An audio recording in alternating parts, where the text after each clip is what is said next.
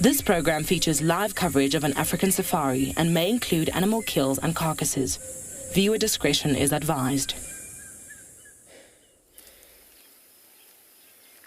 Good morning and welcome to, yes, a very overcast, misty and wet Djuma, where it seemingly hasn't rained since about 7 o'clock last night. Hello everybody. We are going to see if we can get out and about a little bit and check the roads, and hopefully we don't get wet, but there's still a fair amount of rain laid in the sky. It is a beautiful morning nonetheless, and it's nice to be out and about. And it is not only myself out this morning. Tristan is going to do a bit of a boundary patrol, see how the roads are looking. Ngala is under rainfall at the moment, as well as Pridelands. But we have Kyle out in Tswalu and Damon out in Phinda. And once again, we welcome you on board your live African safari.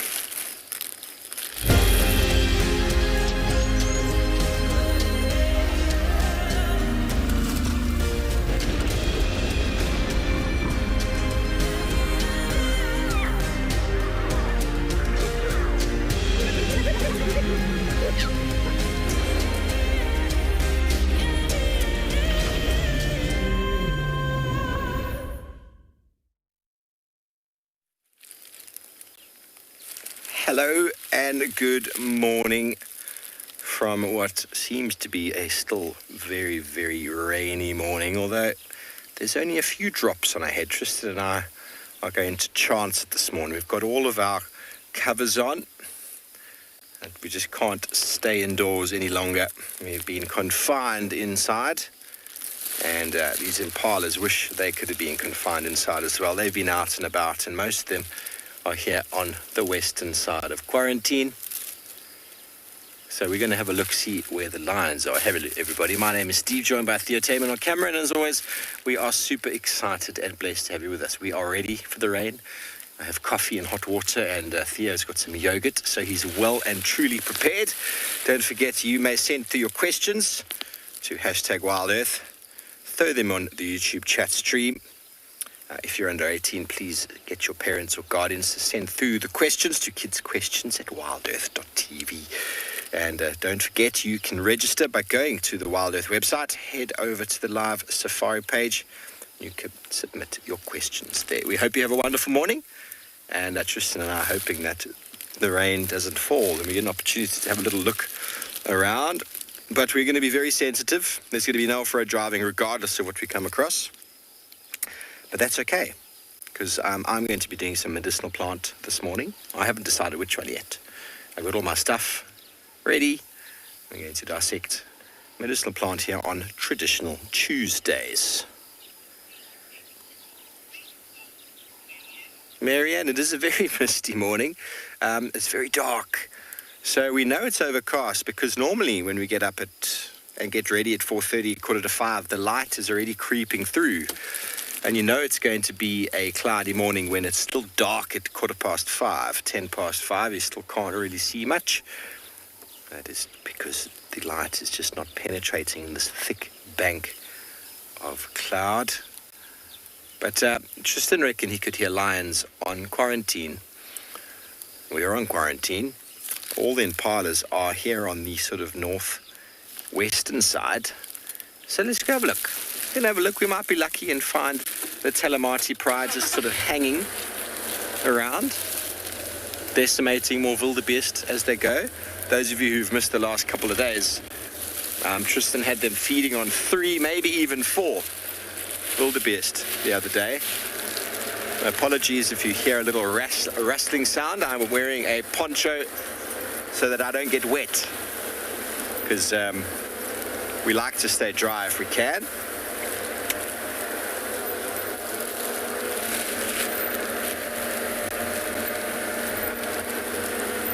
Okay, well, my co-commentator, as I said, is out and about. Let's send you around the corner to him so he can wish you a good morning.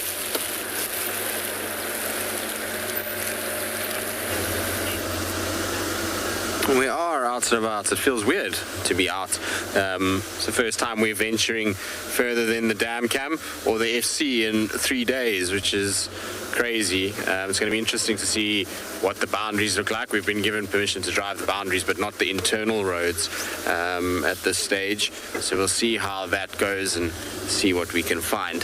As Steve mentioned, my name's Tristan. On camera, I've got Impala this morning, and it is very moody, very misty, very rainy still.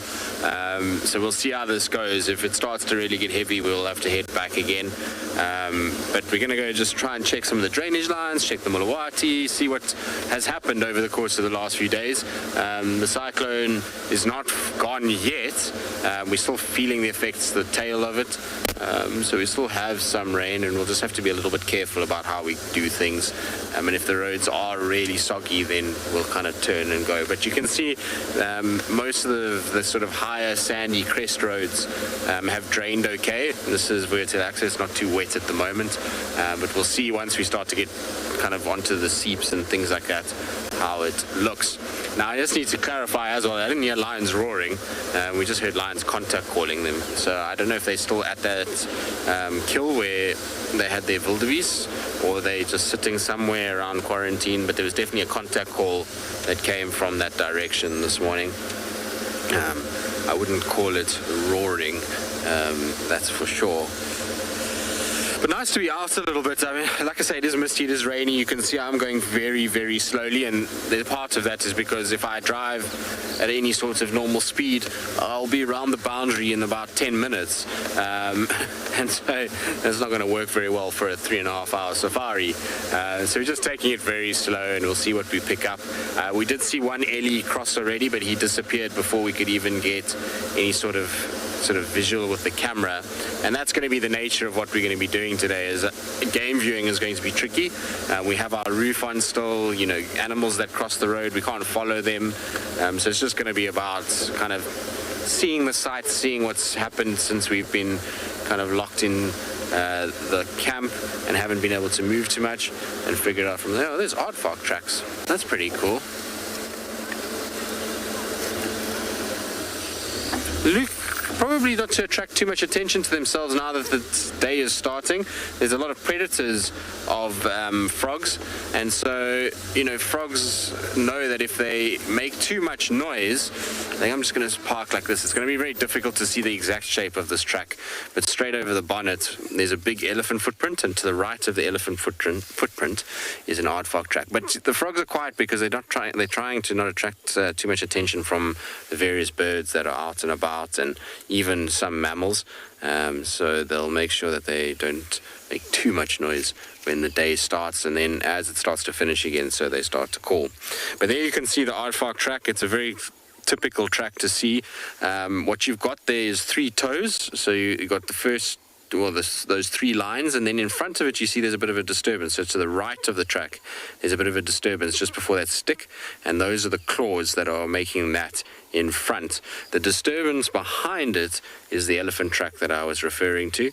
So you can see the kind of nice size between elephant track and aardvark, and both those tracks are after the rain.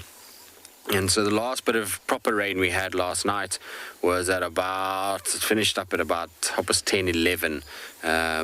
We kind of had that. So that's been in the last, I would say, 4 to 5 hours that both animals have walked here. I wouldn't be surprised that aardvark went into the block on our right here and has actually got a hole somewhere in this area. Lots of aardvark holes in this particular block, which is pretty cool. All right, it's not just Steve and I that are going to be battling the elements.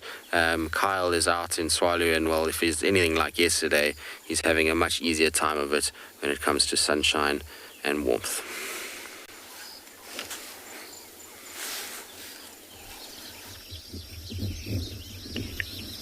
Well, a very warm welcome to everybody. And a big hello from Tswalu Kalahari. We are enjoying the beautiful scenes that are out in front of us, and then also enjoying the beautiful dawn chorus that is in full swing for this morning. So, just for the formalities, my name is Kyle. Good morning, Kyle Ansel, and behind camera is Craig. Thank you very much for joining us on this very live and interactive safari this morning. We are going to take a few minutes and just enjoy this dawn chorus. There's a lot of birds calling around at the moment, and it is just such a beautiful scene. So I'm going to allow you guys just to tap into this wonderful, wonderful energy.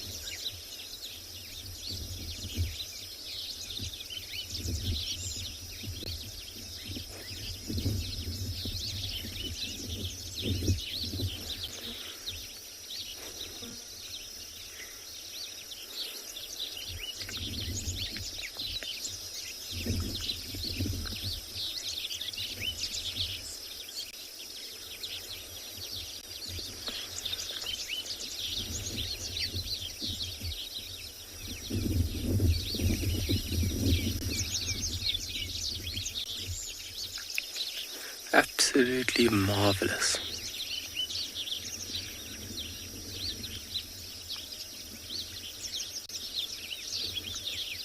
It does sound very confusing. It just sounds like a whole bunch of notes from various birds just jumbled all together. And literally, that's what it is. But over a bit of time, you can isolate a certain call. And when you really get into the dawn chorus and the calls of birds, it becomes very, very entertaining and a challenge to test one's skill by recognizing all these birds also in amongst everything else.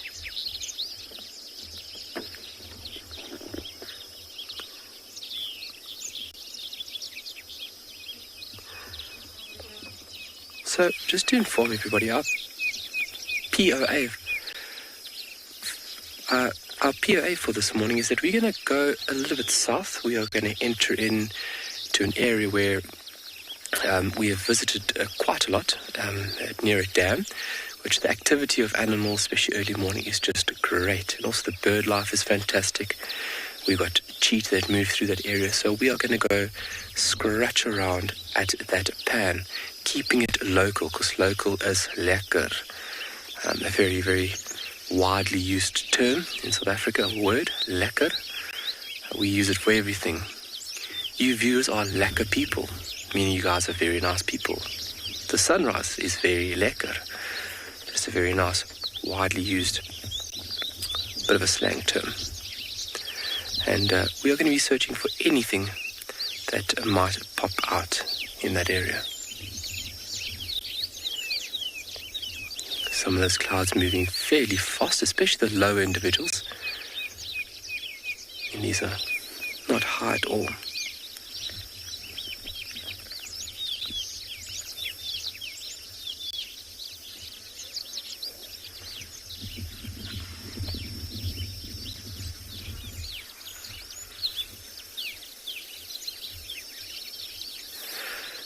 Well, we're going to start the vehicle and head on south, but we'll see you guys when we get back this side. We're going to send you over to Steve, and he is in search of anything.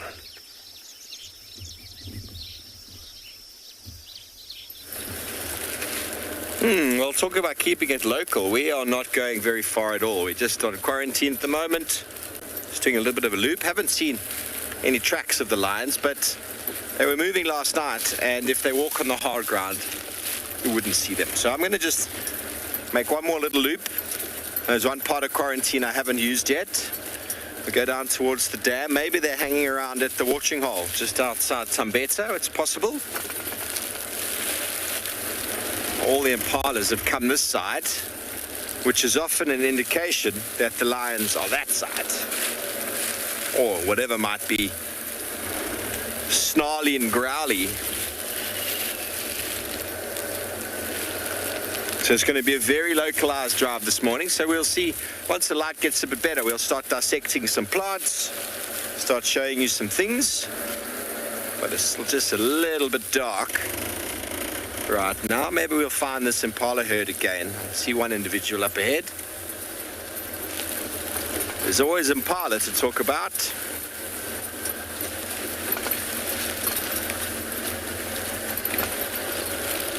No wildebeest to be seen.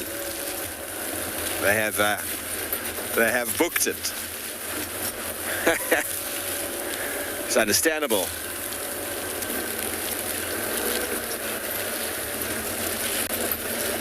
Michael, there's going to be no going near the den until it rains. Tristan's going to be on the edge of the reserve. I'm going to be on the dry patches here in the middle right now. We're not going to be going down the hill. Everything low-lying is slippery. Getting towards the high den, it requires going through a few roads that probably have received enormous amounts of rain and possibly some runoff and wash away. So we're going to be leaving them. Before we have access to any more of the reserve, we're going to need some sunshine. There's been no sunshine, and although much of the soil has been draining, the low-lying areas are full of clay, and they'll be pooling, and it's just unnecessary driving that, you know, we can do without. We can do without until the reserve gets open. So we haven't had any sunshine in, 4 days? 3 days? 4 days. It's a long time. Let me move up and maybe get you a better view. There's an impala. I wish I could talk to them. Impalas, where did you see the lions?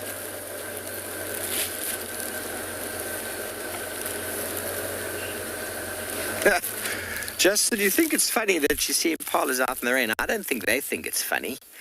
Well, they've got nowhere to go, Justin. The animals have nowhere to go. Their home is exactly where you see them. They'll move from the open areas to the thickets, and that is their strategy. Same as the lions, same as all the other animals. There's nowhere for them to sort of go and shelter from the rain.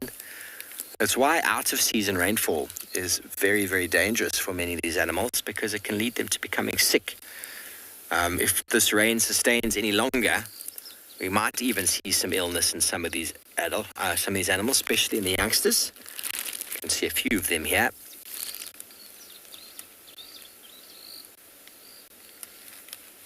We also won't see too much regeneration of the vegetation until the sun comes out. Water is a very important part of the process, but the photosynthesis is harnessed by the energy of the sun. We're going to see the grass that was already extremely tall booming. They're all looking very relaxed, aren't they? Doesn't seem as if they've seen any form of predatory animal for some time.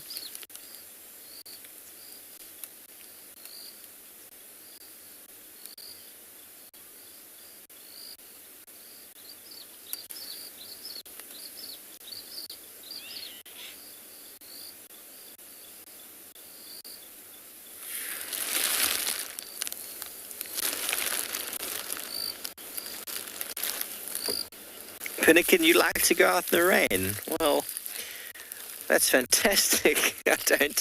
I don't like to go out in the rain. I am in an open vehicle. Yeah, Theo at the back has got some relative protection, but I've got absolutely no protection. I've been on game drive many times in the past where guests have been adamant that they want to get their money's worth, and sitting in the back with the roof, you have an enormous amount of protection from the rain, and us poor drivers and the tracker in the front, we just get sodden. It can sometimes provide some interesting sightings, but there's no access off-road, and the animals also have no real need to move anywhere.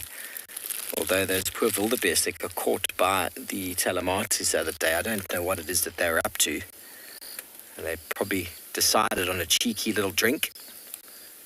And, well, we know what happened to them for doing such an interesting activity. There's plenty of water around. They could have got enough from the vegetation, but I suppose that's a lesson they had to learn the hard way.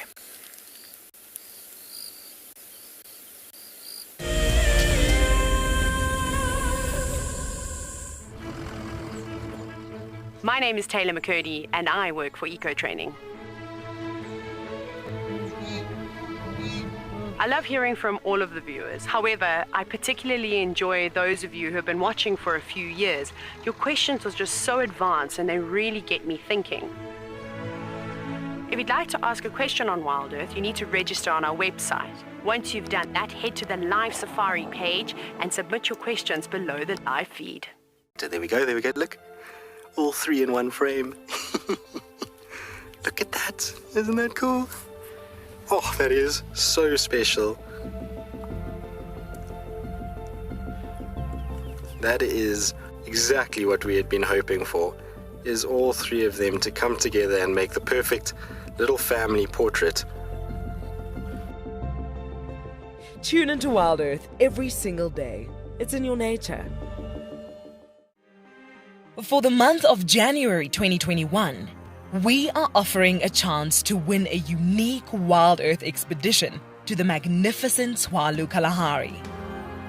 From the ancient Kortai's Koranenberg Mountains to the southern Kalahari's red sand dunes, Tswalu offers what travelers crave most: space and time. The winner will explore this landscape in a vehicle, on foot, or on horseback, with a chance to go behind the scenes with WildEarth and of course meet the Meerkat. The prize includes a 3-night stay for you and a friend at the luxury Motse Lodge, including flights from either Johannesburg or Cape Town. Open to all WildEarth explorers who have signed up before the end of January 2021. Terms and conditions apply. Hi, I'm Mike Anderson, and I come to you live every day from Eco Training Pridelands Conservancy in South Africa. The wild animal I think is most underrated. I think buffaloes are the most underrated. They're so tenacious and ferocious and also very, very protective of each other, which I find incredible. You know, sometimes people think of the big five, they just think of lions and leopards and other big animals, but I think buffaloes are pretty underrated. Catch up with the guides daily here on WildEarth.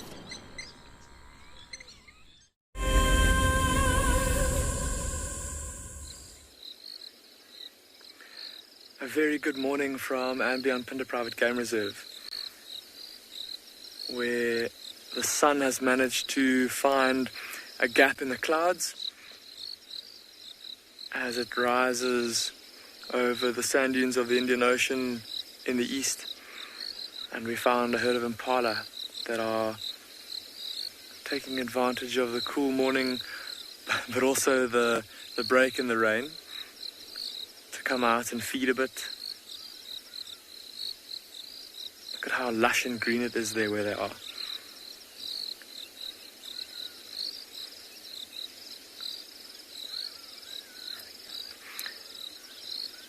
My name's Damon, and behind the camera this morning is Glenn.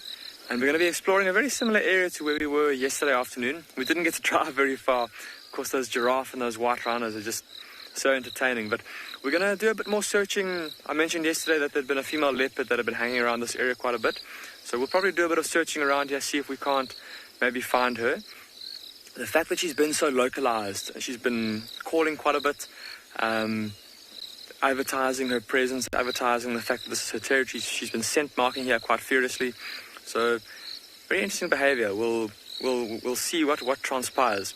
But for now, there's this lovely herd of Impala off to the right of the vehicle that seem to be quite energized with the freshness of the morning. Some of the lambs have been playing, running around. The adults have been also quite frisky, hopping around. It's almost as if they don't want to walk through the wet grass, and they hop over the denser patches.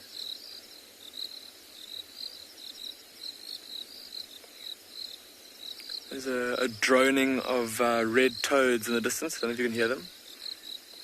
London, you're asking if these are all females? London, they are mostly females, but I had a look now through my binoculars, and I'm pretty sure I saw, there's a couple of young males there. Look very carefully, London. There's one in the middle of the herd who's just got these little grey spikes coming out of his head. So the starts of, or rather a year's worth of horn development.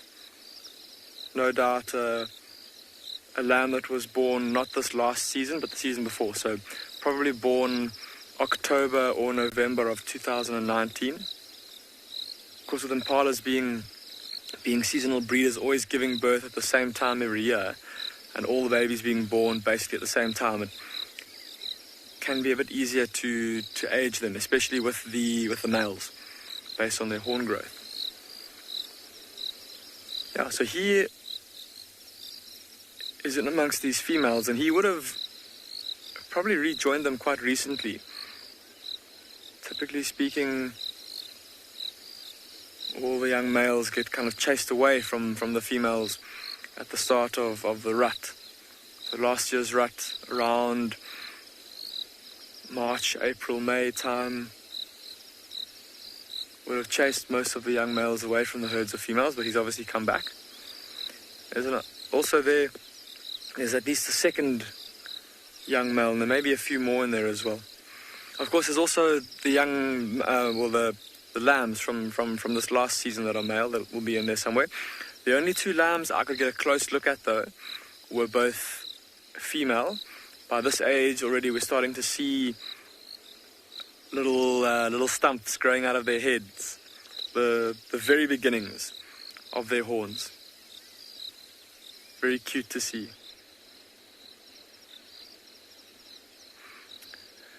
I think that Glenn and I are going to leave these impala. They seem to be quite relaxed, but we're going to keep to this area for a bit and see if we can't find any sign of this of this female leopard.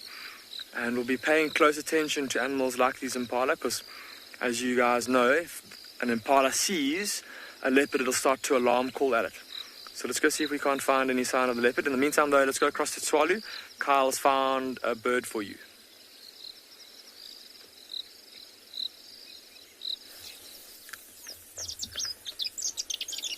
Well, that is very true from Damien's side. Using antelope or hooved ungulates is always a very efficient way of finding a predator. We're just enjoying this little beautiful fawn-coloured lark, and the light has increased a bit now, where you can see a little bit more characteristics of this bird. But when you don't have the available light, that's when call obviously comes into vital play. Or if you're forest birding is very difficult, and you rely on calls most of the time to ID and find birds. But it's a very beautiful song from this bird. And as we stopped here, Craig mentioned that he had something in his beak. And on a closer investigation, it does. It's got some food. It looks like a little grasshopper wedged in between the two parts of the beak, and you can see the bird is still able to call. The mouth doesn't need to be, or the beak doesn't need to be opened fully for the bird to call, just as is in picture right now.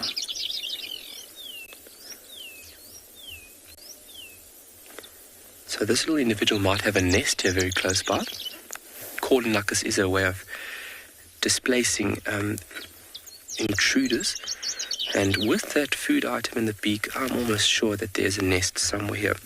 And they'll build a little cup nest. And that is usually a domed nest. And it is concealed within or under the tuft of grass. Sorry? I think that's it. Maybe. The nest? Yeah.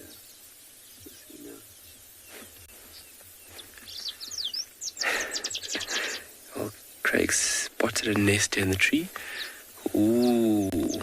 Any ideas from our viewers of who could have created that beautiful nest? Looking at its intricacy, you're going to need a lot of skills to build that beautiful and elaborate structure. We've got a few species here, and they're all categorized by this behavior of these beautiful nests. You get some that are very striking in colour, and there's a big sexual dimorphism found throughout the group. Oh, there's an individual. Hello! Wow! Look at that.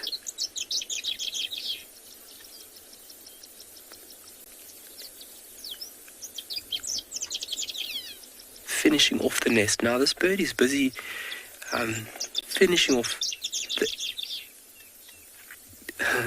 it's finishing off, it looks like, the entrance of this beautiful nest. And this is the male that is always busy through the breeding season, not only making one nest but multiple nests within a tree. And finding a secure location is very, very important to entice. Zach, yes, Zach is correct. It is a weaver, yes. Weavers have the skill and the ability to make these lovely nests. And if you look at each species, each individual species makes its own unique structure. So the shape and structure will be unique and obviously tailored to that species. But then also species use different type of material. Some would use grass, some would use reeds, depending on the species and obviously on how they build. Nice find there by Craig, but this is a male. You can see from its striking appearance that this is a male. And with that dark face, this is a southern masked weaver. But we're going to enjoy this guy, but we're going to send you over to Tristan that's got a bird on the move.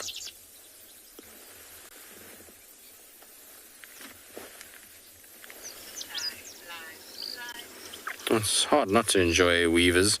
They're interesting birds and fascinating to spend time watching with the activity that they often portray, with lots and lots of kind of frenzied movements as they try and kind of build these nests for the females. And then the female's interaction with them is also quite priceless at times. Talking about birds, it's going to be that kind of morning. I think we're going to be doing a lot of this, is watching birds that we probably don't spend enough time watching, given all the other things that happen out here normally. Things like an emerald spotted wood dove typically goes largely unnoticed. They're on the roads most days, but we generally don't stop for huge amounts of them, whereas today I think we're going to be doing a lot of this and seeing all the little birds that we can find moving around. And there'll be lots walking on these big open roads like this. They'll be looking for little grass seeds that are on the fringes of the road that were disturbed by the rain, and trying to pick those up. So up and down you'll find them. Should be a lot of francolins, guinea fowl, sand grouse. We might even, because of how dark and sort of dreary it is, we might even get things like thickneys, coursers, also still out and about, even maybe owls that are perched, looking quite sorry for themselves in the weather that we're having right now. And these little birds particularly are really pretty little doves. They, unfortunately, like I say, don't get a lot of attention, but if you get them in the right light, the combination of those kind of drabber colors with that emerald beautiful green that they've got on the wings actually makes them quite an endearing little bird. They also small and kind of petite, so they've got a little kind of cute factor, I suppose, in some ways, and it makes them very, very intriguing to look at. Now you'll notice the wood dove is on the right, but in the middle of the road a Cape Turtle dove has just landed as well, and it'll give you a nice size comparison between the two. Has little feet and quick feet as well. They move quite fast. Look at these doves they're displaying to one another. But you can see the size difference quite clearly between the two turtle doves that are running away and the little emerald spotted wood dove in the foreground. Much, much smaller bird. They are really going to be no competition for those larger doves. But luckily, when you're a grass seed eater, there's more than enough food all over the place, particularly at this time of the year, and so they don't have to worry too much about competition between the doves. They're all able to find what they need. But you can see it's just kind of pecking right at the fringe of the road, and that's, like I was saying, is because with the rain, lots and lots of seed has been dispersed and has made to fall. And where does the grass grow? On the fringes of the road, and that's why it's concentrating its effort there rather than in the middle of the road. Also, on this road, you'll see that there's a slight sort of camber to the road. It slopes from the middle downwards on each side.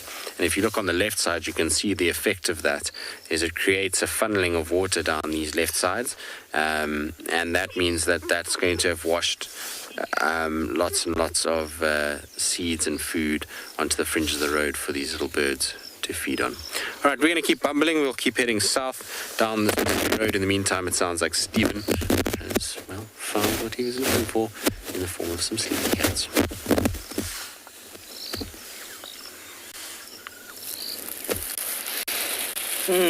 Welcome back, everybody. Well, it wasn't hard. We checked the one little bit of quarantine towards the dam that hadn't checked yet, as suggested. And we found a puddle of lions, a whole pride of them. They haven't gone very far. They're probably 50 yards from where they made those kills. Haven't gone very far at all. And they don't want to be in the wet. They're all on the very sandy, open road, which is just fine for me.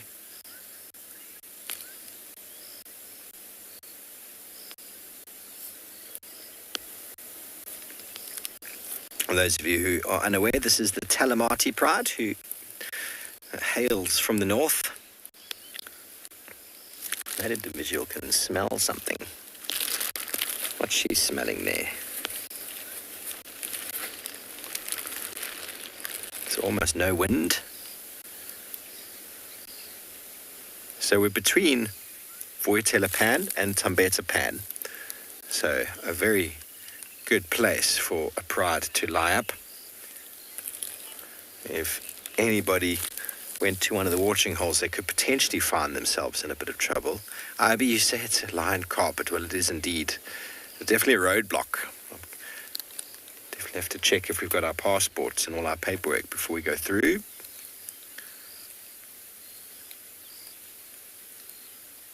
So having fed upon a waterbuck the night before last, and then, was it the night before last? No, night before the night before last. They fed on a big waterbuck male. And Tristan had them the night before last, feeding on at least 3 wildebeest. And by their relatively full bellies still, they've only recently finished that, or they are still busy digesting.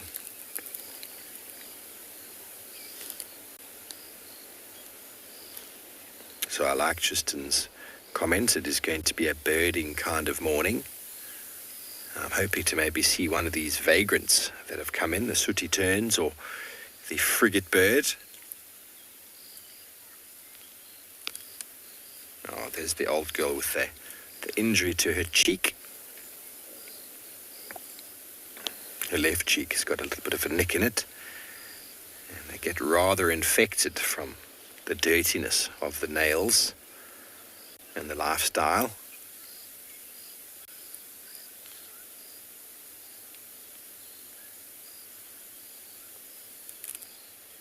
There is a gentle breeze. There we go. Oh, are you going to come a little bit closer and show us your face? Oh. Okay, well, she's going to walk right past us before we link away. Let's just get a nice view of her walking straight up to quarantine. Hello. Are you going to look me deadpan in the eyes, are you? Okay, well, she is a monstrous girl, and the whole pride is going to follow her now. So, I don't know if you still want to link away, but I think if you want to stay with us a moment longer, we might get a walk past of many of the members of the pride. They can't help themselves. 1 will go, and 2 will follow, 3 will follow, and then slowly but surely the whole pride will end up moving straight past us. So this is very special, everybody. This is very special. This is one of the things I really enjoy doing. I've just made space for them, so I'm not off-roading, but I've just popped my nose off the road so that the lions can walk past us, because they will choose to walk on the road, and that's quite interesting. I'm having a look at where they've walked. I've seen the foot go down and no track. So the soft sand that has been covering most of these areas has, for the most part, been washed away. And unless they walk on an area where it has accumulated, you won't get a track of them.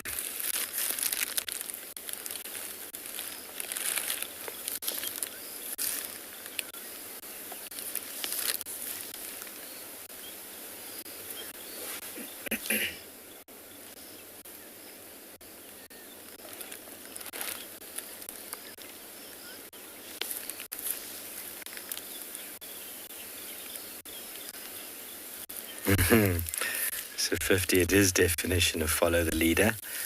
All the old girls walking past now. Hippos in the dam not far away. Their bellies are still looking pretty decently full.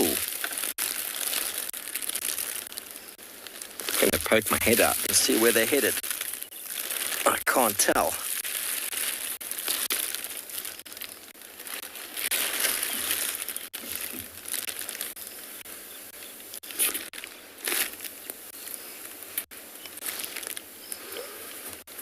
Interesting. One of the boys is up at number 4 or number 5. He's not so certain of me.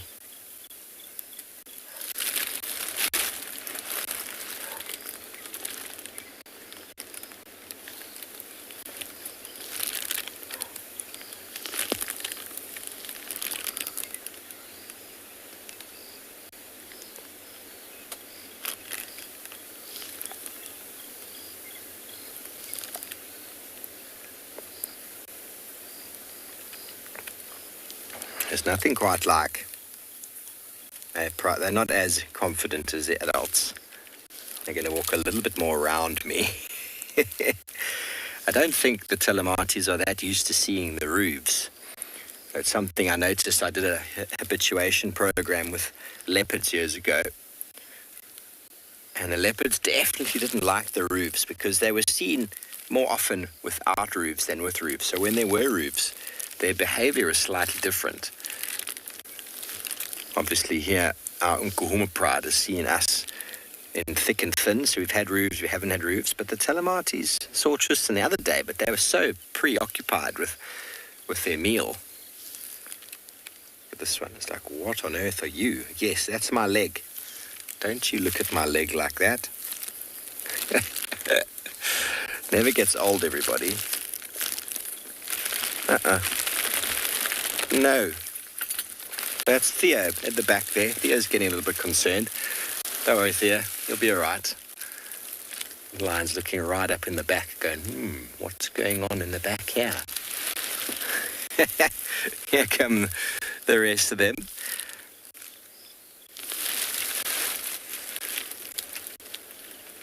Now they're walking straight up the road behind us. So they're lying down again. One's just had a pee. I don't know how it is that they can be hungry, but it seems as if they are. Maybe they're just a little bit bored of being in the same place for 2 solid days, and they decided, we're going to move. These ones can still see the rest. They haven't gone very far. They just moved slightly. So when we track lions, you'll often find where they move and then they lie down like this, and they're very characteristic sort of tracks in the sand of the lion's body, how they've been lying down, and it's something they do regularly when they're walking. They'll lose sense of something, the wind will drop down, they get tired, and they'll just all stop. And then all of a sudden, they'll start moving again, and then follow the leader continues. And although we talk about predators like lions and leopards being very nocturnal, they haven't needed to move because they've been so full. Sorry, did I get comms there? They haven't needed to move because they've been so full, and now that it's overcast, Nothing to stop them moving in these conditions.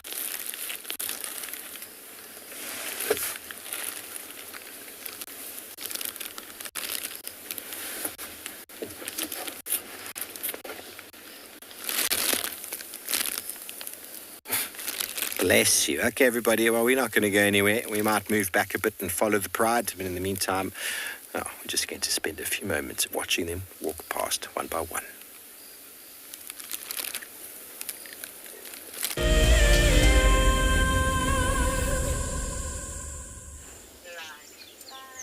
I'm sure Steve is going to spend his morning with the pride. Doesn't seem like there's really many other places to be.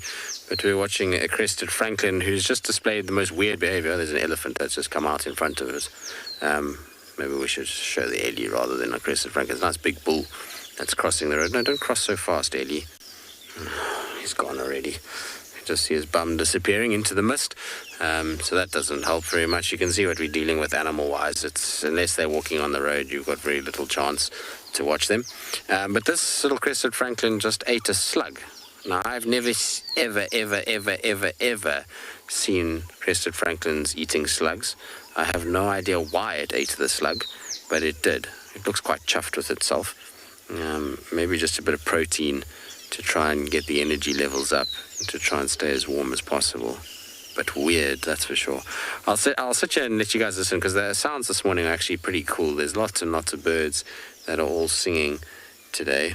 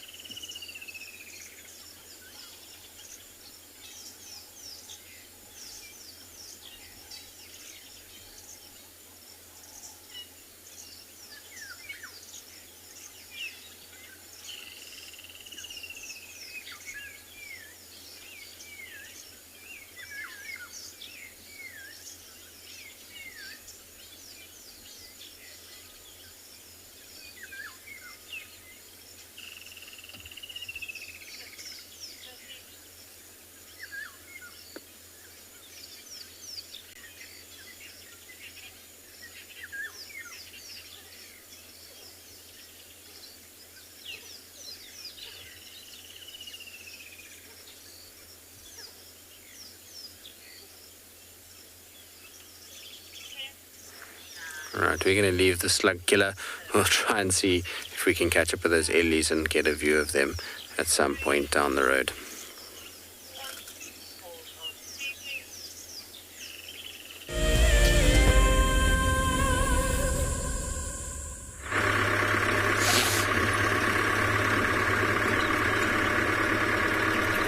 Is there anybody out there?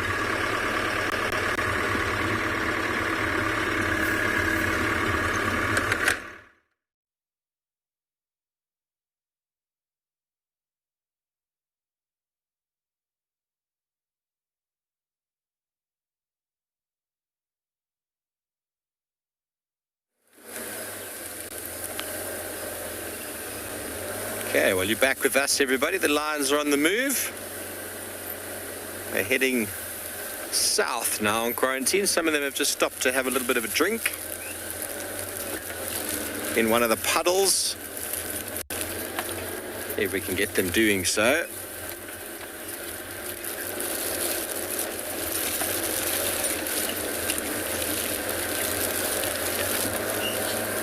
Here we go.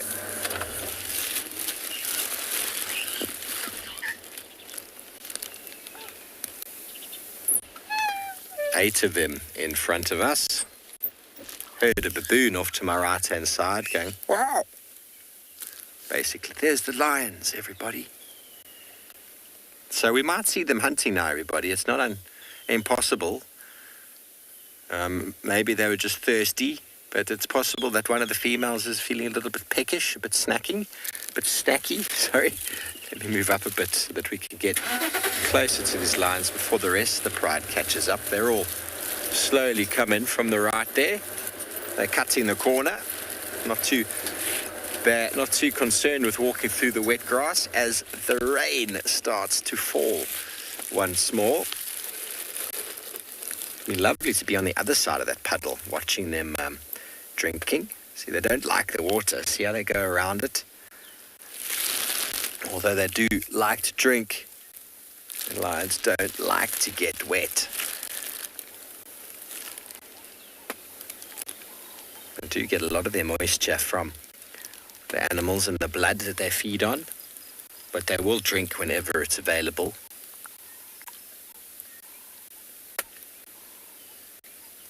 And that looks delicious, doesn't it? Nice sedimented runoff water.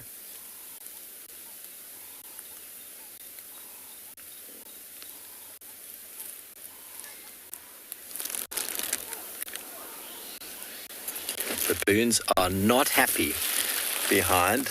They're on the floor. I can't see them clearly, but they're walking through the long grass there. And you never know, we might see an activity.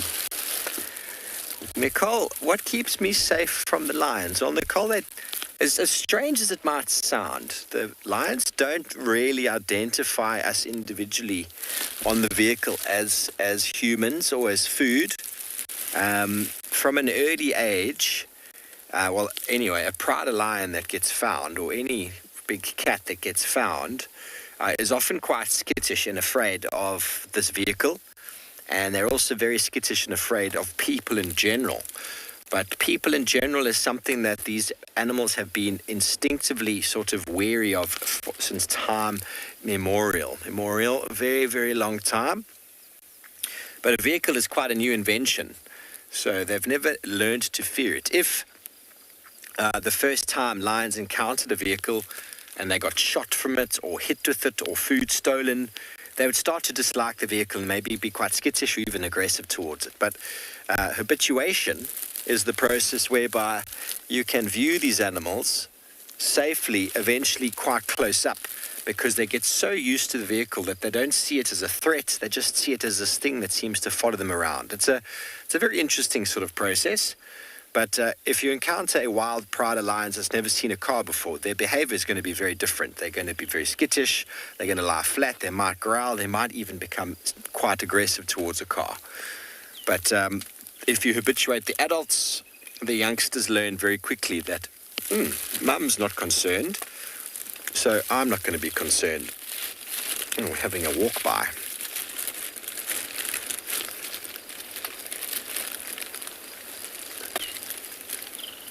So what keeps us safe is the fact that they don't really identify us as food. And you can see that by the way that they don't look at us like that. There's definitely an interest in what's going on. And when the wheels start turning, the youngsters are often quite interested in what it is that the wheels are. But every now and again, you have to discipline them in a way and just say, no, don't do that.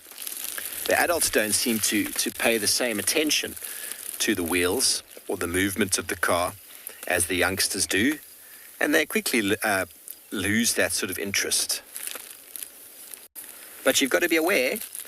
I mean, many of the cam-ops that we have sitting on the back of these vehicles, they feel the lions stare and they feel quite intimidated. So it's definitely important to be aware of it. But I've had lions walking past the car many, many times, and it always feels quite exhilarating. But they generally leave the vehicles alone. Generally leave the vehicles alone. Very thirsty. Lions, it's been a hard evening just sitting down there doing absolutely nothing, hasn't it? Digestion takes its toll on the animal's body.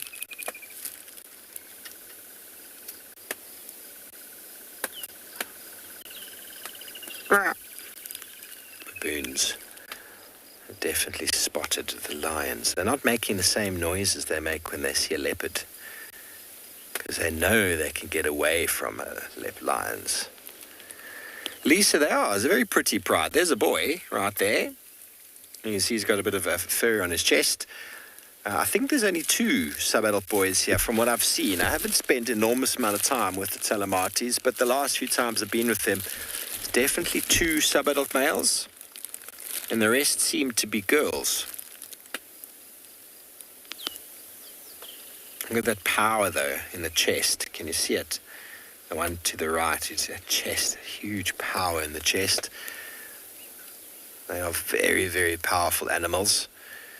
I mean, it's not comparable to take a human and make a human the same weight as a lion and think we would be the same strength. It's just not. You know, a lioness, like that one on the right there, is weighing in the region of 280 pounds, 300 pounds maybe at the most. Now, you take a human and put him in that sort of weight category, and he would never be as mobile, as flexible, as agile, or as physical.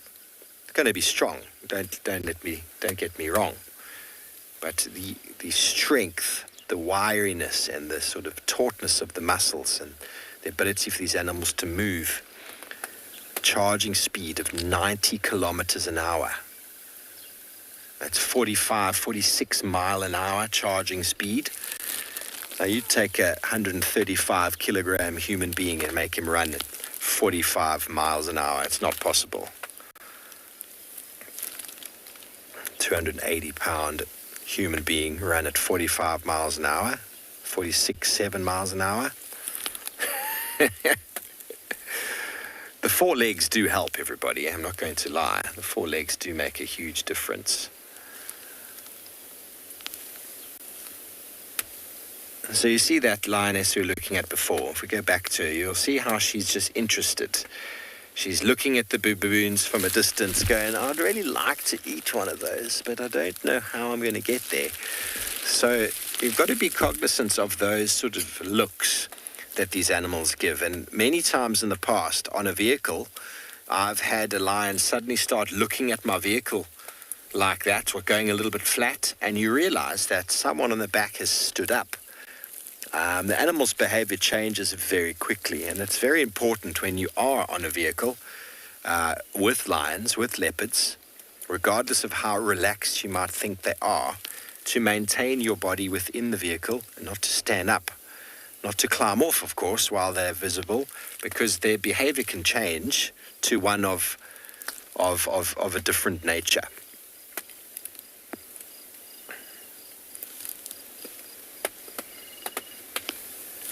Essentially, we talk about comfort zones around animals, zones that will affect them, zones that will change their behavior. Gabby, I haven't noticed the individual with the injured leg, but they all seem to be walking quite well this morning. Doesn't seem to be any limps or anything. I think she had an injury on the inside of one of the legs. Did she? I can't remember. But I haven't noticed anything. These animals are very, very powerful. They're very good at healing, and a little injury on the leg isn't too much to concern them. So we talk about comfort zones, we talk about zones around an animal. There's the complete comfort zone when animals are, and these change every day. Don't ever think that an animal's got zones around them that are always going to be the same regardless of what happens. But those zones, one is the complete comfort zone, and then you get a bit closer, and you get the alert zone, where the animal's aware of you, but it doesn't really change its behavior. You just can tell that it's aware. And then you get the warning zone, a zone that the animal will start to show you signs of displeasure. And then you get the critical zone. Now, in the critical zone, you are actually asking for an enormous amount of trouble. And if you ever get into the critical zone with an animal, you've done something very wrong. And something very wrong. And the problem with a vehicle is a vehicle isn't deemed by the animals as the same sort of potential danger as they would feel if it was a human being.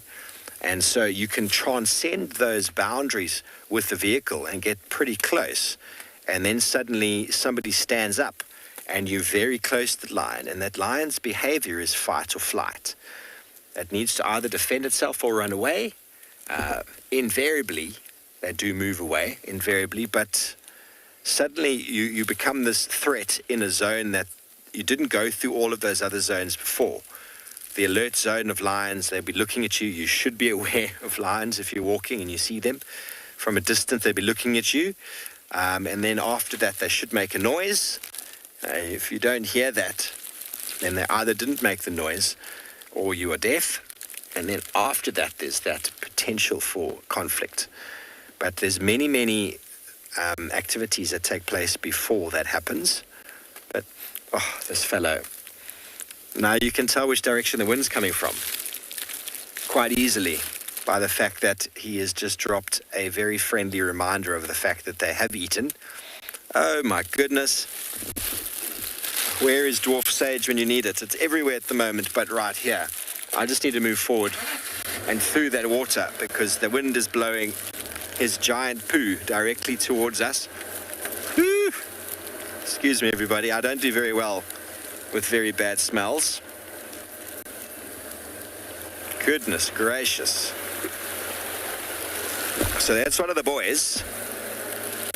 So in the soft sand here where they're walking, you'll be able to see, I checked here this morning already, you'll be able to see all of the tracks on both sides of the road here. So we already drove around this block. So you would expect to see in these soft sandy bits tracks. And this is all the alluvial soil that's been washed down from the road. So even with the sun baking and the hardening that happens to much of the soil, when it's very sandy like this and soft, you can expect to find a track. And these tracks, everybody, are very fresh.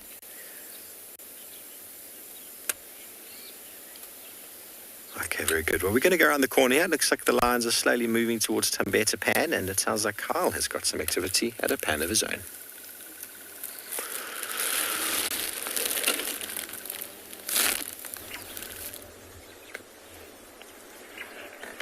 Well, just a very beautiful scene that we have got going here at our pan, and the way that the sun is coming through the valley there and illuminating the northern facing slope of that mountain is just very beautiful. It's very chilly here this morning. I've got my jersey on, and both myself and Craig said, we should have brought a flask of tea out, because it is very chilly.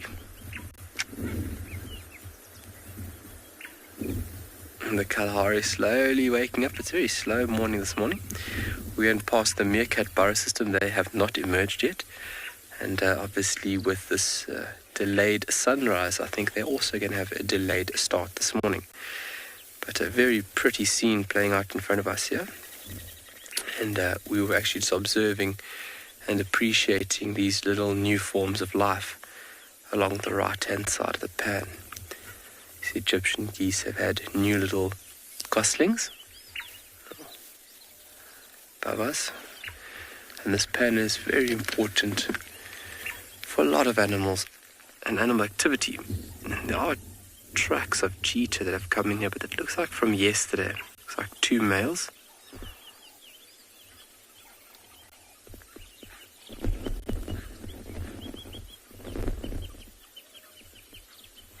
Yes, Alison, it is picture perfect. Craig, go to the left. Sorry, folks, go to the left. You see the small shrub-like tree in the water. Go punch into that and then go to the bottom right-hand corner. It looks like the grebe is building a nest. What is he doing? Just maintaining there. Do you see it? Bottom right-hand corner? It's just sitting under the foliage there on the bottom right-hand corner of that beautiful tree which is submerged underwater at the moment.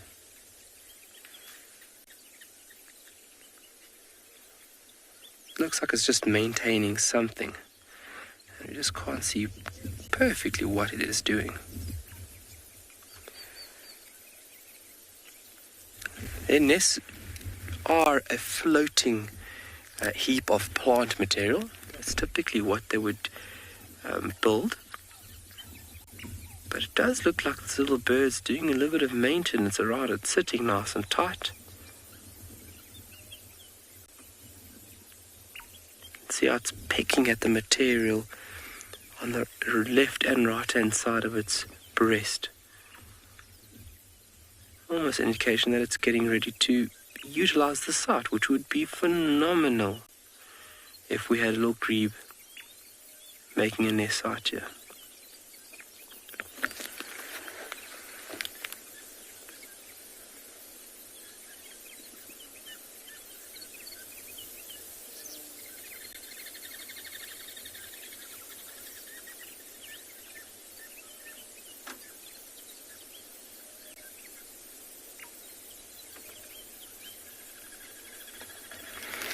No, doesn't the nest float away when the current is high? So they would use vegetation, obviously anchoring the nest to vegetation, which is fairly stable. And there's no movement of this water in this pan. This water is fairly static. And if I can see correctly, it looks like this little nest, if it is a nest, has been incorporated with one or two branches on the left-hand corner of the actual structure. We are a bit far away, so in picture it is very tiny.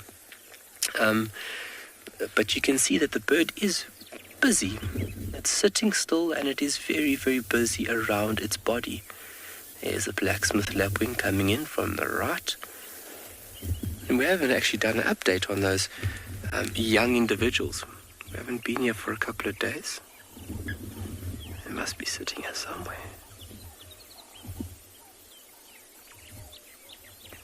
But that would be phenomenal if this little grebe is nesting. It is always such a treat to find these birds through this period and observe them, because some of them can be very, very, very sneaky.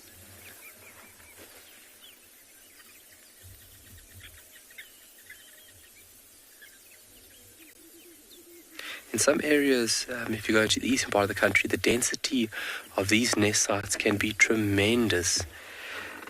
Very, very high density through other areas of the country. Unlike here, where you wouldn't have high density numbers at all. But we're going to continue observing over here for a little while. We'll send you off and we'll see you shortly.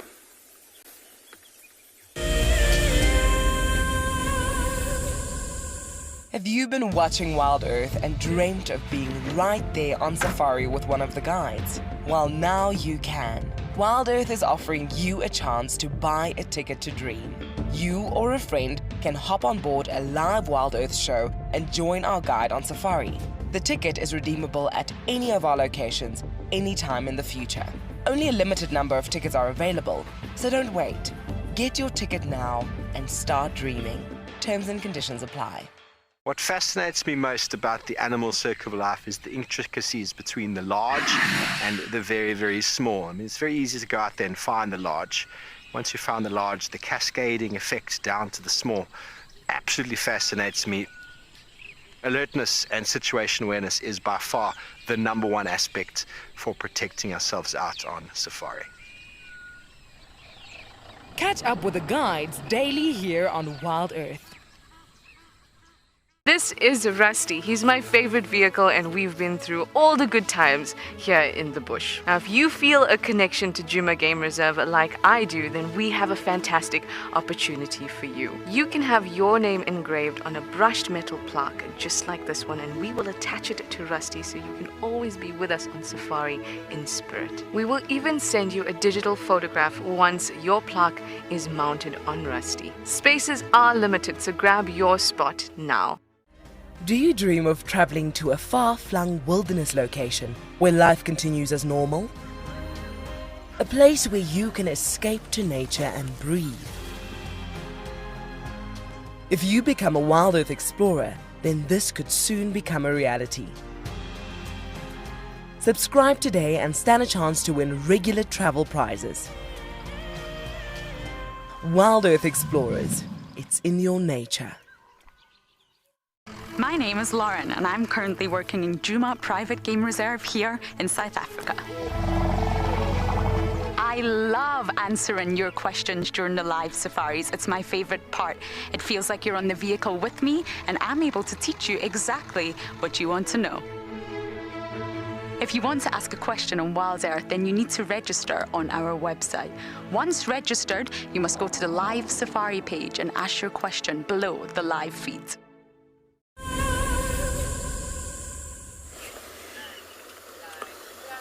Well, as you can see, the Mulawati River is flowing, but it's starting to drop very, very, very quickly. There is water that's moving, but it's not going to be flowing for much longer, I reckon.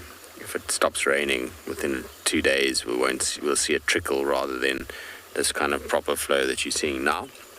It's just kind of going over the road. If you look to the left, though, of where the flow is, and you look up on the bank, you can see where the grass has been flattened as to how high the river actually got at one point.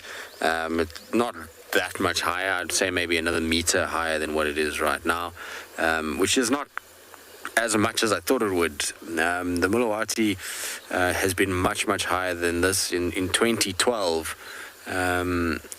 basically, to give you an idea of where the water was in 2012, is you see there's that sort of eroded section on the left-hand side of that bush. There's like a kind of sandy area. So it was above that sandy section, kind of going up the slope. That was how high it was across here in 2012. So it's much, much lower this year than it was. I mean, that's almost probably 3 times the depth of what it ran this year in comparison. So it's not hugely full, but always nice to see the Mulawati flowing. You know, we don't have rivers in this part of the world. So it's always good when we get to see the water flowing in the drainage lines. Now, if you see a bit of fogging in the lens, unfortunately, with all the moisture we've got, there's no way to get rid of it. It's inside at the moment, so it will eventually start to kind of dissipate as the temperatures rise and the kind of moisture starts to decrease, but it's going to be a necessary evil for now.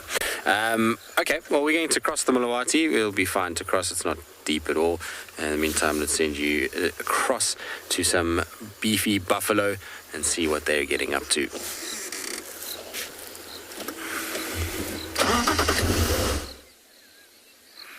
Welcome back to andBeyond Phinda.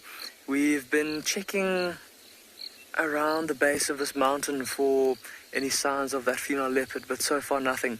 So we've moved a little bit further afield and we've found a herd of buffalo that has just started to wake up, and they started to head out to go in search of food. This is very close to where we saw that mother rhino and her calf yesterday evening, the one that defecated in the road in front of us. And again, I spoke last night about the abundance of really good quality forage here, good quality grass. And again, just proof of the productivity of this area is the fact that there's a big herd of buffalo here as well. Lots of grazing animals. There's some white rhino dung around us here as well. So obviously quite a few rhinos that have been using this area too.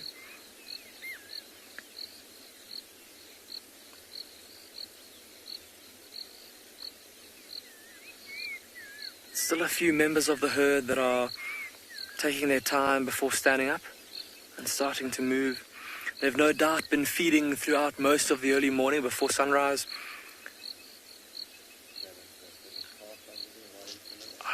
There's a couple of little calves in front of us there. Look at that one that's scratching its head there against the stick.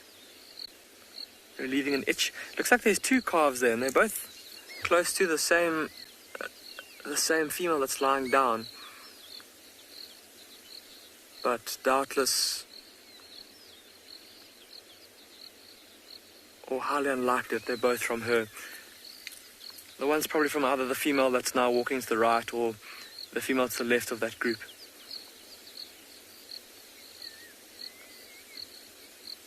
Quite gross, but quite interesting too, is Glenn and I were just talking now about how as these buffalo stood up, they started to, you could hear this like slapping sound that was from all of them defecating at the same time as they stood up. And that's something that's quite typical of buffalo after they've lain down to rest and then gotten up and started to move.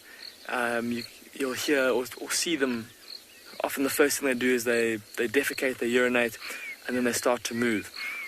So something that's often quite important when trying to track buffalo, in terms of aging the tracks and trying to figure out how long ago they were there or how far behind them you are, how fast they're moving, is if you find all the dung kind of clustered in one little area, there's a good chance that they were lying down and resting there, and that you might then be able to gain a bit of time or gain a bit of ground on them.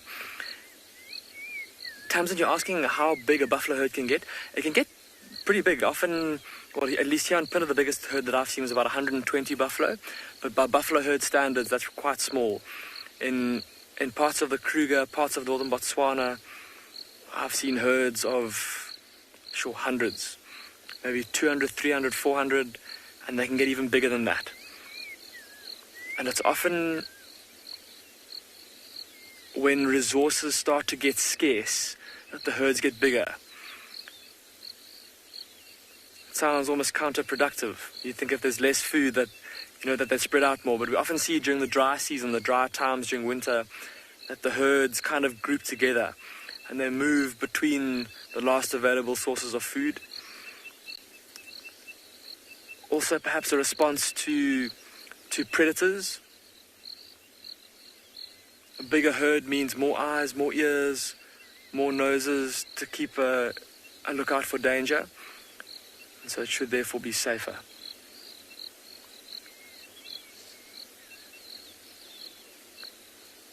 But the herd looks like they're starting to move into this thicket on the right here. They seem to be grazing down the hill into the bottom of this valley. Apparently Steve has got a predator that would probably like to hunt these buffalo as they disappear, head down the hill. Let's go across to Steve, see what he's got for you.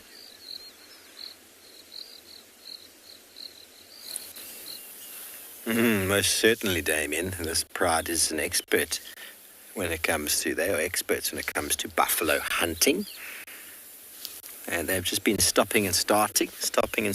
They all went off the road a little while ago, and slowly but surely individuals have been calling and finding their way back. There's a young boy who's coming in from the right here. That's always funny. The youngsters who keep losing themselves keep calling, but no one calls back. I'm just going to hit the road and be like, oh, there's everybody. He's behind us now, looking quite forlorn. Where's my family gone? He's going to hit the road. He's going to pick up on the smell and be like, oh, there you are. I'll be able to hear the black-crowned chagra calling very loudly.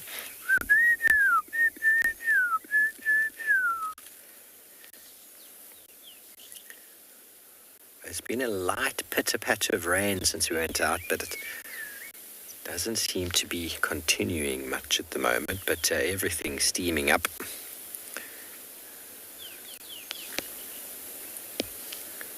And I don't know for how long we're going to be able to follow these lines. They're heading all the way to the bottom there. That is the road for Twin Dams that goes in to the Milwati. And if they do go even onto that road, it seems like they might be going onto the road. And if they go towards the river, well, that'll be the end of it for us. But we've had a splendid start to the morning, nevertheless. A beautiful Talamati Pride. Lucas, I don't actually know. I mean, I think the Unkuhumas is probably the largest pride. But over the years, definitely the time I've been here, the Unkuhumas is the largest pride in this area. But that obviously ebbs and flows with the males being there or not. 16 on its own, 18 with the 2 males, 19 with the 3 males. We've still got 2 lonely fellows behind us. It was so funny. I saw that young male come out before. A little tongue sticking out of his mouth. He's like, everybody's left me behind. Yeah. So, I mean, the 18 is big for these areas. And the Talamatis is a big pride as well. There's 14 of them without any adult males. And it's a lot of lions. You know, we often will find a pride that gets above 10. Ooh. Oh, no. Okay, well, before we get too much in the smells of what I just smelled, let's see over Tristan, who's got a feathered friend.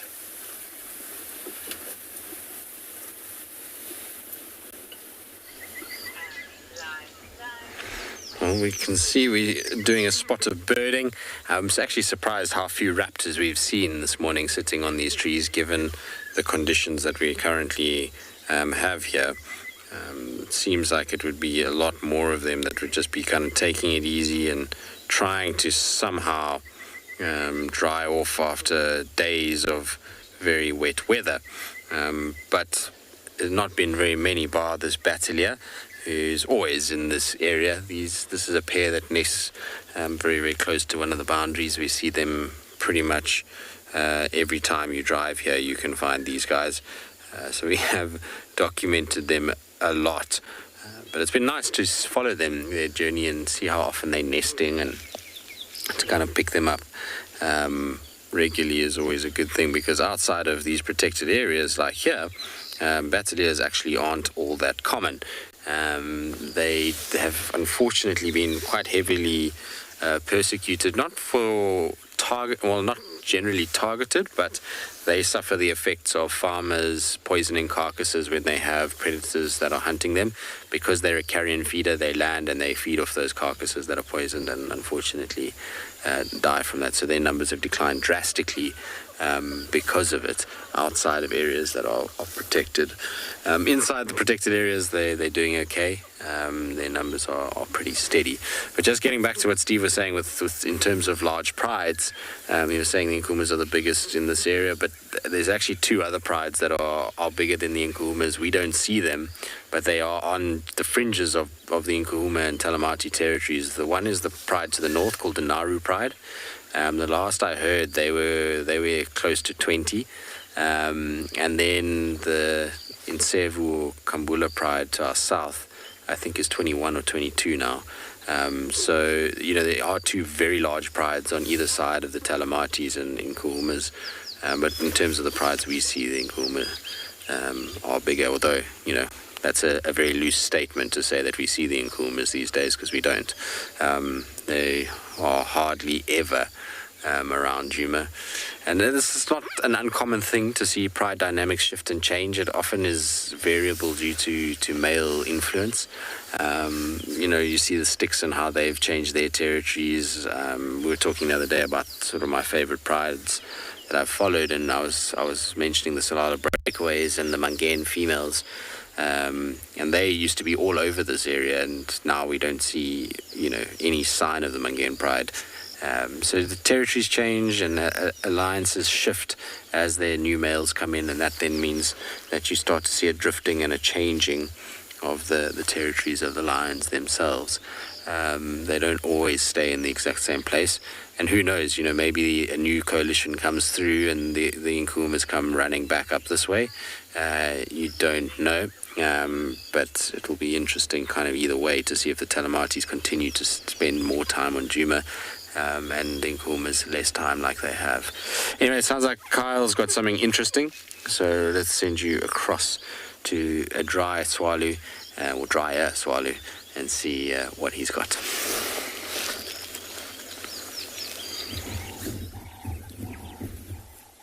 Well, welcome back. We have just taken the corner around this pan, and we have seen a subtle sign left behind, more than likely by a hooved ungulate or two. If you guys look at the trees in frame, the one on the right-hand side, you can see that the grassy area that is casing the tree itself, you can see the grass has all been flattened. And when it comes to reading tracks and signs, these signs left behind are not always, very subtle. Are not always very prominent, but are sometimes very subtle and very, very hard to read. But over here we can see that all the grass has been flattened, giving us a very clear indication that somebody found this to be a suitable rest spot for last night.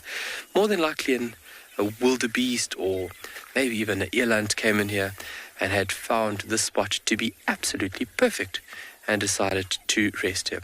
So you can see that all the grass is just flattened beautifully, and there's a very distinctive flat and then raised section to the back there. When you look at that format, you can also use that to track animals if you're in a very grassy area, or like we have now, where the grass is dominating certain areas. So looking and finding a track on the sand is a very hard thing. So what we rely on now is when animals are moving from point A to point B, we are relying on the grass and the way that it is bent to give us a general direction of where this animal might have gone. So utilizing all aspects and utilizing all these tools is a very, very efficient way of finding animals. And also it really enriches your experience being out in the bush, understanding all these differences and all these little signs left behind by animals. So more than likely just a hooved ungulate finding a rest spot. Up on the tree there's the wider, just through the gap, just underneath the canopy, the far end. We've got a very beautiful bird here in the distance here, pin-tailed wider. Listen to me. Shaft-tailed wider. And that was a male there that just took off very, very quickly.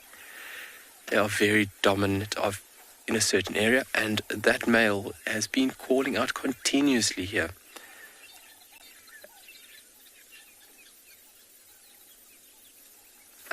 But yeah, we will take a look out for him. But we're going to send you over to Damien, which he's got some tiny insects for you guys.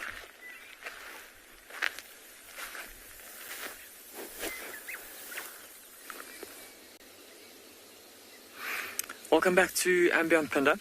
We haven't gone too far from where those buffalo crossed over the road, and we've just come across this incredible explosion of termite alates, which are the winged reproductive bodies of a termite colony. So all of these little, there's all those kind of like orangey, whitish little termites that are swarming around there, coming out of the little holes in the ground. And then there's those much larger termites with the wings. And so all coming out of the same little holes in the ground. And it's these winged ones that are especially interesting to us because they're flying all over the place, and there's birds that are swooping in and catching them. In fact, what alerted us initially to the presence of this explosion of termite alates was a common buzzard that was sitting at the entrance of the termite colony and just kind of like picking them out as they came out the ground. Look at that, all of them flying off into the sky there. Quite bold for them to be emerging at this time of day. There's a lot of birds that will relish the chance to feed on these flying termites. Super rich in protein and fat, really good food source.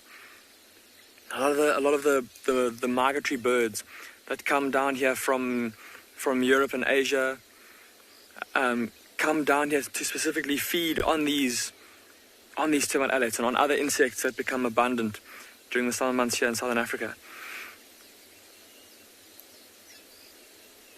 But yeah, obviously with all the heavy rain that we've had, the soil will be nice and soft now, and so it's ideal for these termites to leave their colonies and fly out. And there'll be several, or most of the colonies in this area will also be producing, presumably, or releasing their winged reproductive bodies, and then hopefully the termites from here will find termites from another colony, and they'll be able to breed and then start new colonies.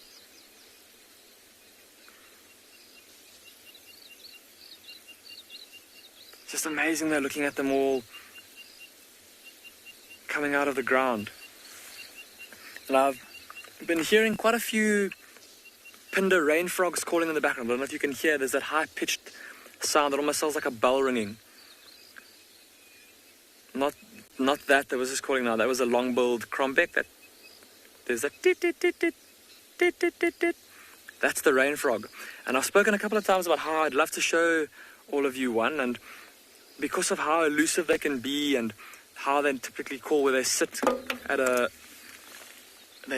normally in pretty dense cover and then call from there where it's hard to see them.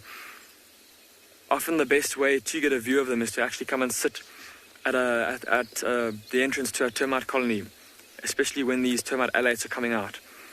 And often the frogs will gather around, and then also just like that common buzzard was doing, they'll gather the alates as they come out.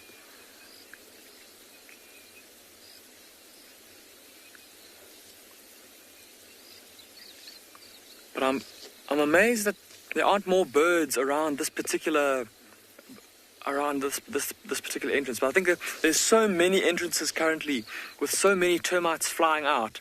There's only so many termites that the birds can eat. So perhaps another survival strategy of these termites is that if they all kind of fly out at once, the odds of you getting eaten are a bit less. Good survival strategy. Almost just satiating the predators, flooding the market with food, so to speak.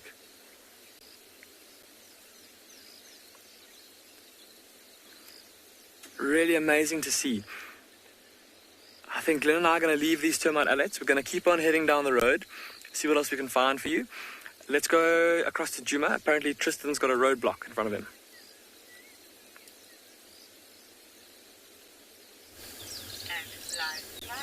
Not only impalas, but guinea fowls with their little chicks.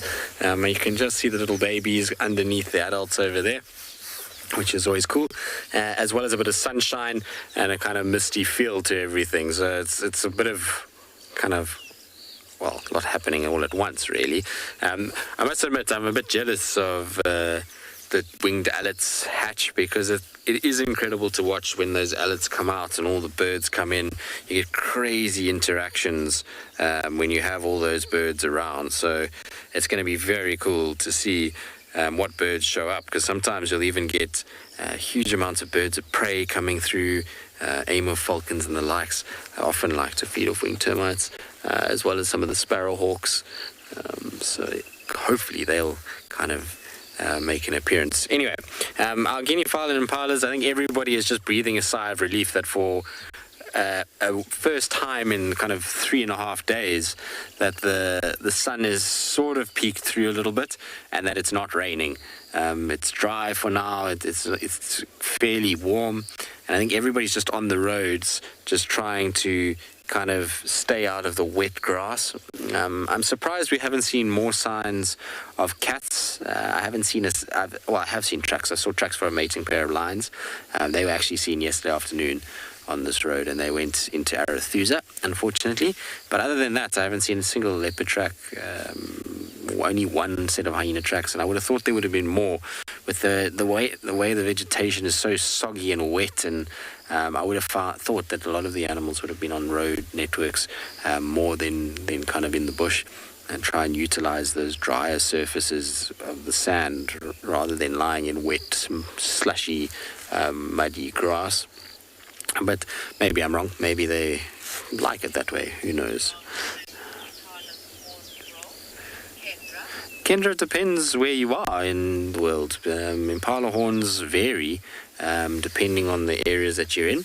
So here in South Africa, our impalas, the horns don't get very big at all. They, not comparatively speaking, and the reason is quite interesting. We'll get into it now. But in East Africa, the size of impala horns is massive. They have huge horns in comparison. And the reason why their horns have developed so much larger is because, unlike our impalas that go through a rut, the impalas up in East Africa are mating all year round, and because of that, it means that their horns have developed to be much bigger and larger. So they've evolved to have these larger sets that are used more regularly, whereas ours tend to be a little bit smaller because they're only used at certain times of the year. In terms of how big they can actually get, most horn sizes are measured in inches. So like an average or good sized impala ram would be kind of like 20 to 25 inches. But I think the record, if I'm not mistaken, I might be wrong, is in the 30s, early 30s, mid 30s, somewhere there, which is quite long for a set of horns. It's not a small amount at all. Now, I'm sorry that the lens looks like it's all misty. It's not misty like this at the moment. That's unfortunately due to the amount of moisture that we've had. There's clearly moisture that is seeped into the lens itself, and with the sun coming out and it heating up, that's causing a misting effect inside, and there's nothing that Impala can do. No matter how much he wipes that lens, we're not going to be able to get rid of it. So it's going to feel very misty from Rusty this morning. It's not going to change at all. It'll have to dry out, so we'll need a bit of good sunshine just to kind of get rid of that misting that's taking place. It's not ideal because generally with cameras and lenses you don't really want any misting on the internal side of the lens, because that can cause fungus to grow, funnily enough, and can mess up things quite quickly, which is crazy. So we'll maybe try and see if we can get it into some desiccant or something during the course of the day to get rid of that moisture and draw it out. Cool little sighting this though. I'm enjoying the kind of male impalas just sort of clashing horns every now and then, a little yawn here and there, and then the guinea fowl in the background for once being quiet, and they're little ones that are sort of bouncing about in the background. Oh, hello brown-headed parrots. Some brown-headed parrots calling to our left-hand side.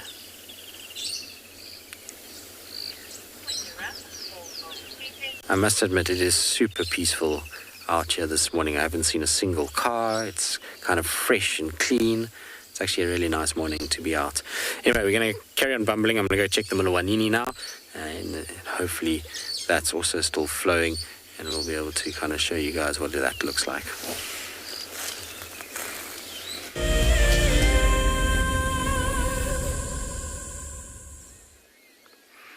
You're back with us here at andBeyond Phinda, and we haven't managed to get very far from that explosion of termite alates because we've just seen a yellow-billed kite, and Glenn's doing a phenomenal job of keeping it in frame because it's moving around quite quickly and quite erratically. It's flying over a little termite alate emergence, and it's using its talons to grab termites individually. It's flying up and it kind of like sticks its talon out and grabs one and then transfers it from its talon to its beak, flies to the next one, grabs it. There we go. It happens so subtly and so easily.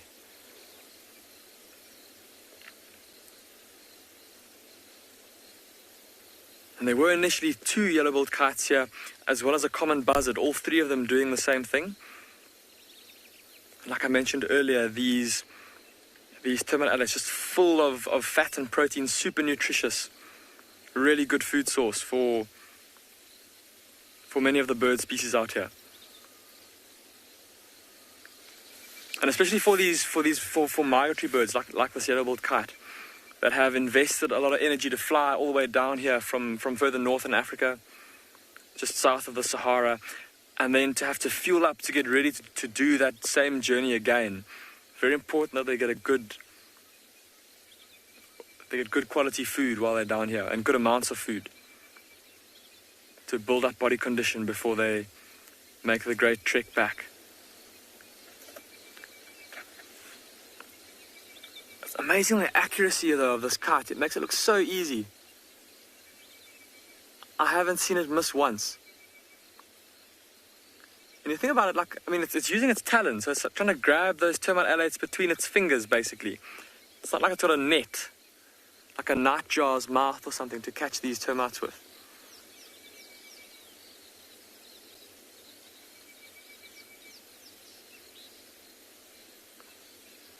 What an epic sight.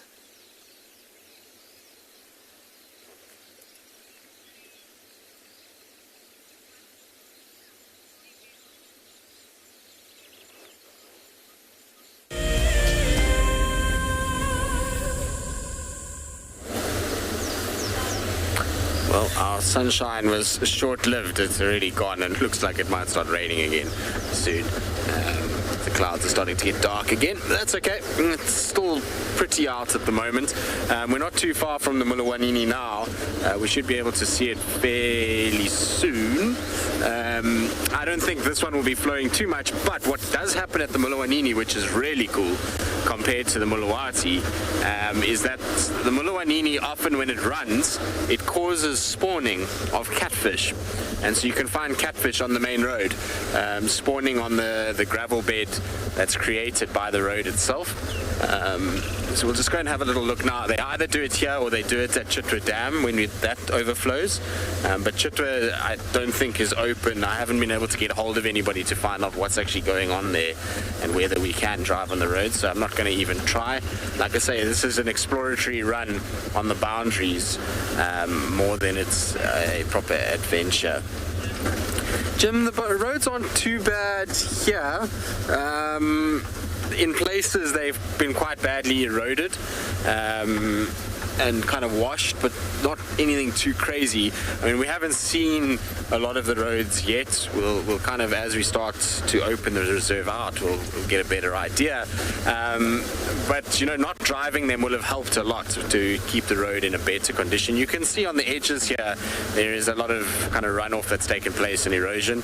A lot of you often ask why we have these kind of bumps in the road, and that's specifically to protect the road so that we don't get too much wash away from, you know, this area, or from the water kind of flowing down the slope. So it hits here, and you can kind of see in front of me, it comes down, and this bolster here, or this bump, is not a very kind of big one, and so the water's managed to bypass it on the right hand side and cause a furrow to develop. So that's what you're trying to avoid, is you're trying to have a bump, and then on the bump is a cut that's supposed to take place, and the cut goes into the bush. And so as the water comes down, it hits the bump, and then it furrows it, well, it funnels it, should I say, towards the mitre drain, and then that goes into the bush back where it belongs rather than on the road itself. And because it goes into the bush, all the grasses and trees and all those kinds of things absorb it and hold the soil together much better than a clean surface. And so you're getting this kind of eroded sections on the side. But it's really not bad.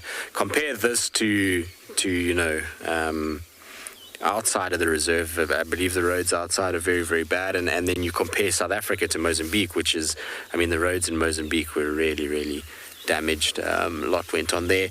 But funnily enough, it wasn't as bad as the cyclone they got last year, which we didn't really feel too much of the effects of. I think it was Ida was its name. That really hammered Mozambique a lot more than this one did. It's not to say that this one didn't cause a lot of damage and even loss of life. It did, which is something we always need to remember. You know, we sit here and we complain about being wet on a game drive, but, you know, people lost their homes and their lives, which is always a sad part about these things, and a difficult part to kind of manage. And we're very lucky that we do have a lot of land between us and the ocean, which means we don't get hit nearly as hard.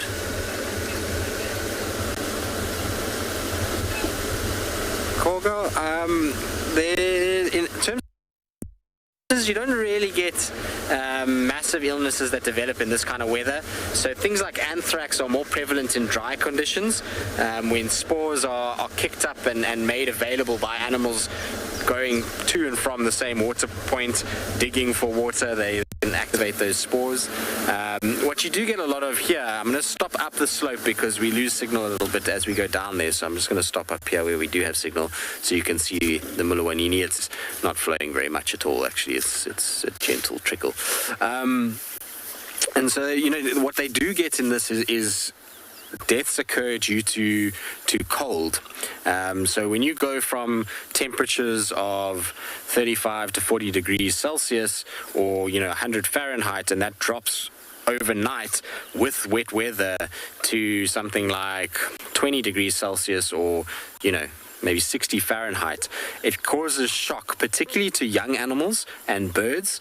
You find a lot of the time, if we get very little sun and cold weather and rainy weather, things like swallows, those small little birds that survive every day just by flying around and collecting their food, and they can't do that, they can die from basically malnutrition and then cold that sets in afterwards. But in impalas and things like that, very young animals can suffer cold shock or heat shock if it changes the other way very, very fast, and unfortunately can succumb to that. But illness-wise, nothing really that you see too much out here. Animals are resilient. You know, they've lived for many, many years in these conditions, and the strongest always survive, and that means that, you know, they've built up an ability to cope with bad weather, whether it be hot drought conditions or wet, rainy, flooding conditions. They figure a way out. I mean, there's always going to be one or two that are going to lose their life due to something that's taken place, if it's extreme on both sides. But in most cases, their bodies are pretty resilient to rain and to cold, cooler weather, should we say. I mean, it's not really cold, if we're honest. 24, 25 degrees Celsius is not exactly freezing. So these guys are just fine. They'll be okay. We won't find too much of that. And like I say, there's not like they get the sniffles or the flu or something. They generally are okay. Just damp and miserable more than anything else. But no catfish, unfortunately, today. I was hoping we were going to see them because you often find them on that little concrete slab that you see there, and they'll kind of shuffle through that concrete slab and then lay eggs, and then the males will kind of deposit sperm over those eggs. It's common to see fish spawning on gravel beds, but it doesn't look like the river's flowed enough to get the catfish up this end, so it doesn't seem like they're around. Maybe they're at the outflow at Chitwa. Okay, let's carry on. Let's go and see what else we can find. I'll bumble along here. Maybe Tandi's cub is sitting in a tree somewhere in this area. We'll just have a little look and then we'll carry on. But it sounds like Carl's got some cool things, and I'll send you across to him.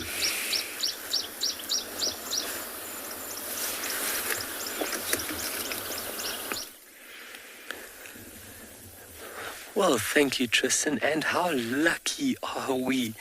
Myself and Craig were discussing, obviously, with the overcast and coolish conditions that we are experiencing today on Tswalu, what are the chances that we would find this beautiful little Makala group of meerkats? And we took a chance. We walked in the block and we saw a little head and we rushed to the vehicle to get you folks. We have one individual out busy scouting the area. Just making sure that he sees something. What does he see?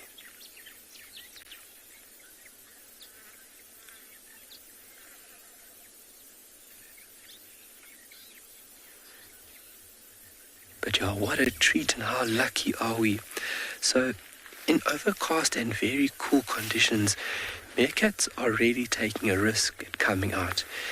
Because their tiny little bodies, they lose so much heat to the environment. Unlike an elephant, for example, which doesn't really have to worry about losing body heat. This little animal's body is obviously now working overtime to ensure that, homeostasis is maintained. And if you think, like we've been looking at, if you look at their general feeding behavior, they have to feed all day. So in conditions like this, it's a touch and go decision. Whereas, if we are going to have rain, these animals would not come out the burrows. If it was a bit slightly drizzly now, or if it was a bit colder, they would opt to rather stay at this burrow system where they are warm. But then it is a massive catch-22, because by them staying in this burrow and not going out and foraging, they would lose a lot of body mass. In a day, they could lose a good percentage of body mass if we had prevailing unfavorable conditions. But for right now, it is just slightly overcast, and it is perfect for them to be outside, and hopefully we can. They are very cute little animals. Lovely comment there. They are just so all-rounded, is in terms of a cute animal. And then they have the sociability that just fits hand in hand with their appearance, being very, very social little animals. We really enjoy watching meerkats because of their sociability. They're by far one of the most social animals that we have.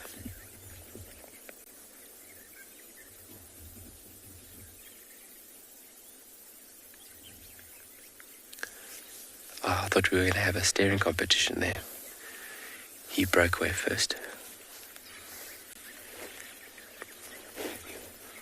So these are two adults that are out. And typically early morning they want the sun. Because if you think about how cool it is underground, a meter and a half underground, it is fairly cool conditions. And now early morning the first order of business would be to warm up. And you can see they're hunched over position. They're trying to retain body heat. One on the right hand side here that Craig's showing us starting to dig. He's saying, oh, he's got something. I'm not waiting for the sun. I'm going to start feeding.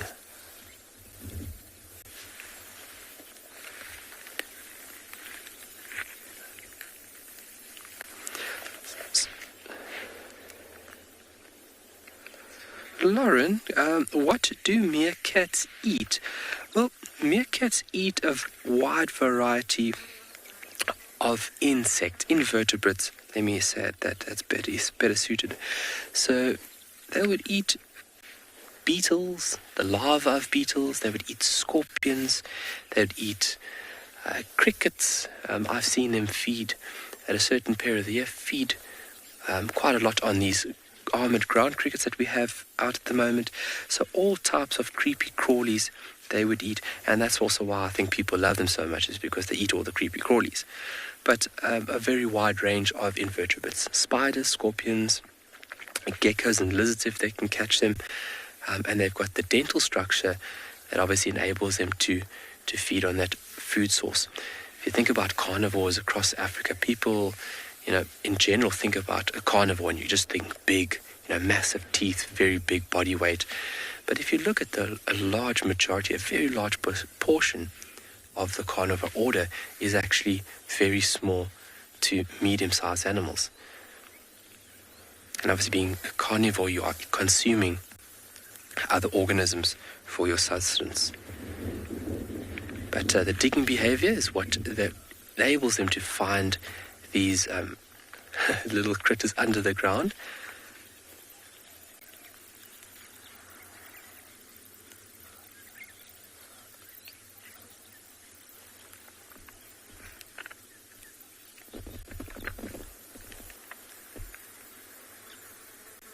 A bit of communication going on here with the two of them in front of us. Yeah, so where we get a good view on the claws, we'll definitely point out the length of the claws of these tiny little animals. See that tail almost erect vertically.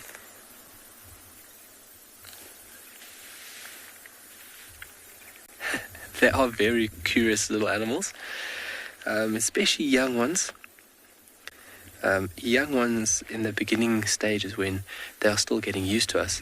Whoa, there comes a meerkat from that side. Where does that individual come from? In the beginning, when we have new individuals from a colony, they are just so curious about our presence.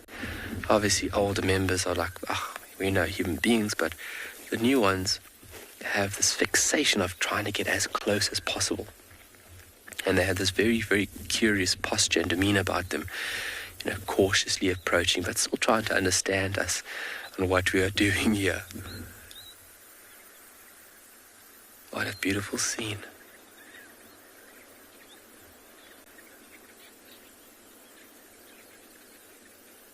I absolutely love the patterning on the back of these animals. That beautiful stripe pattern that they have, obviously aiding in camouflage when the animal is busy feeding, because the animals, it walks on all fours and it only stands upright like it vertically on its hind legs when it is trying to gain a bit of height to scan for predators or to locate colony members. But when it's walking on all fours, that stripy pattern that you're seeing there allows this animal to somewhat blend into its environment, because their biggest threat would be from above. Aerial predators such as raptors would be their biggest threat.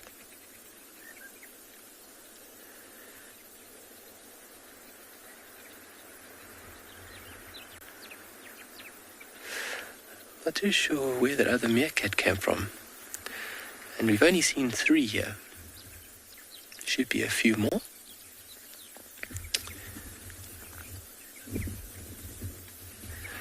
So this buck, there he comes. Oh.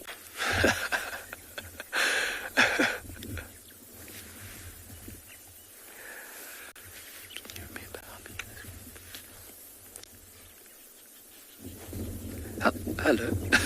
There we go. So, Craig, if you can get in nice and close on that animal's claws, we can see how long those claws are, and those are very efficient tools. Oh, and he's gone. So their claws are about 2 odd centimeters long. That is very long. And that's a very useful tool, and a very useful tool that these animals would use to unearth those insects. And they are very efficient diggers. I have done a little investigation on a few dig sites with my time here in Tswalu, and I've found a meerkat would dig itself to where you cannot see it anymore. You can't see its tail, you can't see any movement of swirl, nothing. To where the meerkat moved off, I put my hand down the burrow, and it literally went up to the top part of my shoulder. So literally my entire arm was under the ground. And that little meerkat must have excavated that dig site in a few minutes. So very efficient ability to unearth its prey.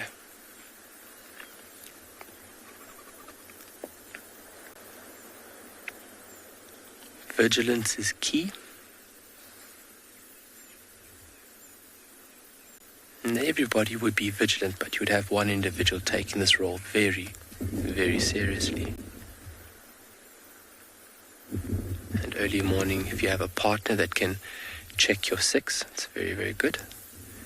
So everybody's on high alert coming out these burrows, because animals will actually wait out at these burrow entrances for the emergence of a meerkat. And as the meerkat emerges, pow, here's another two of you. Wow, they're all coming out now. Morning, guys.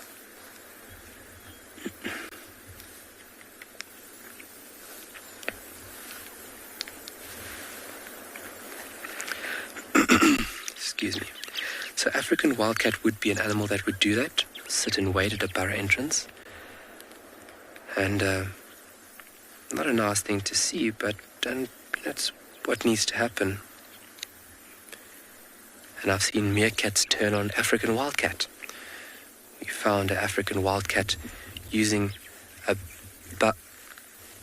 burrow system of a meerkat colony, and this colony picked up the scent of this little African wildcat. It was actually a baby, and they went down this burrow system and pulled it out, and the whole colony made sure that they showed this little one and how disappointed they were.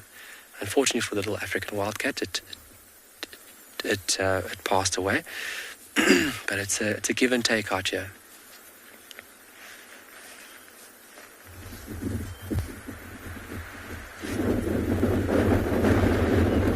Oh, nice big breeze coming up from the east. And these clouds are rolling over us.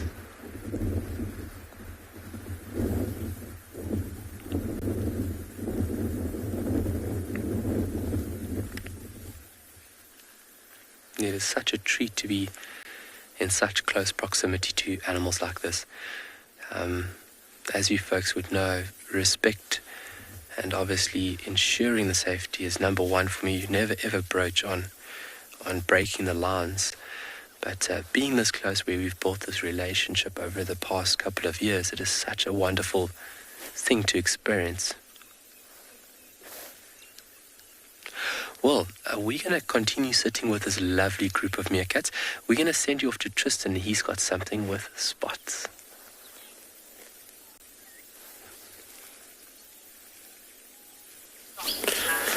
Indeed, we have spots, not just one spot, but two spots.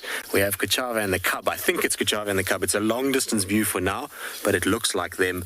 It's definitely not Tundi and cub, but it's exactly where Tundi's cub has been left over the last few weeks on the Mulawanini.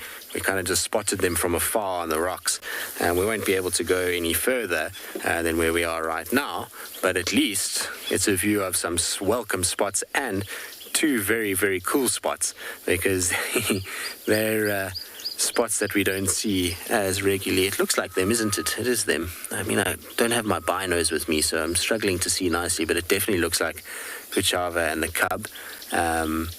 Unfortunately, like I say, I can't off-road, so I can't get to where they are, but they're in the Mulawanini heading towards the main road. So I'm going to just turn around and we're going to go wait on the main road. There's no other way that I can actually see them. This is just the reality of what it's going to be like over the course of the next few weeks. Although I'm surprised, I was just talking about it now to Paul on camera, saying to him that I'm very, very surprised at how well drained a lot of the roads are, how things look okay. They're not as bad as I thought they would be. I thought we would see a lot more devastation on the roads, and I think it's just because, one, is that it's while it has rained a lot, the rain wasn't pounding storm. It was more kind of soft soaking rain to start with, and secondly, not a lot of cars are around because the lodges themselves aren't as busy as they normally are, and I think the roads just haven't been churned up like they normally would have been. And so everything's actually looking pretty good. It's pretty much how it would have looked if we had just had sort of 40 mils, 50 mils of rain in one big crashing storm. But either way, super exciting that we've managed to at least get visual of these two cats. I'm going to try and get them from the main road. It's going to be very tricky. But given that the Mulawati is running, I'm hoping going to walk along the bank and we'll eventually get them on Gari Main again, and we'll get to see them there. Either way though, we got spots for a little bit. It's crazy to think that we managed to actually find spots in what we have at the moment. It's not exactly easy to be doing game drives, and you've just got to get very lucky when it comes to the leopards now. They've just got to be walking somewhere where you can see them. And I actually wasn't going to go to those rocks, but the road looked okay and it was kind of fairly rocky. So I thought, well, you know what, let's check quickly to see if the cub is around.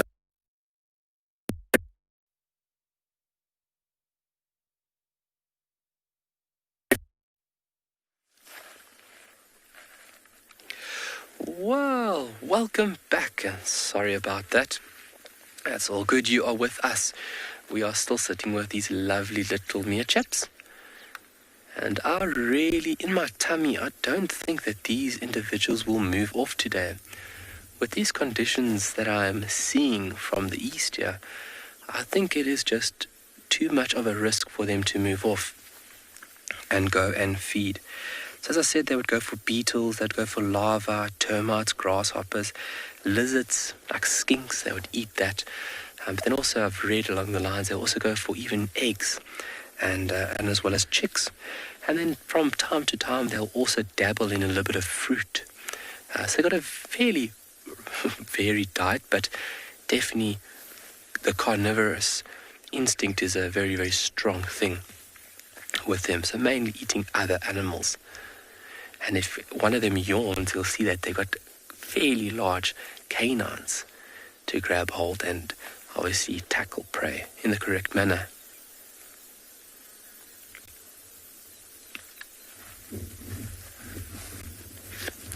I'm still waiting for the day that a warthog pops out behind them and we get a shot of a warthog and a meerkat together. Craig's not even smiling. He's like, oh my gosh, I want it.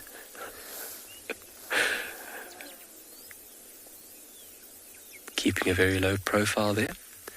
So even the animal in that position is being efficient on conserving body heat.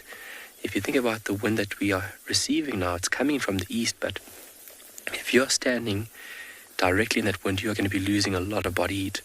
But if you are crouched down and you're utilizing vegetation, the wind is not taking away body heat in a very fast manner. So you are conserving and slowing down that process. Or conserving the heat, but then slowing down heat loss. Because the more heat they lose, the quicker that they need to eat. And if they can't go out and forage, it's not going to be very good for them. So they need to be very, very clever and very careful. And that's where I have a lot of respect for animals, because they really do fight for survival every single day.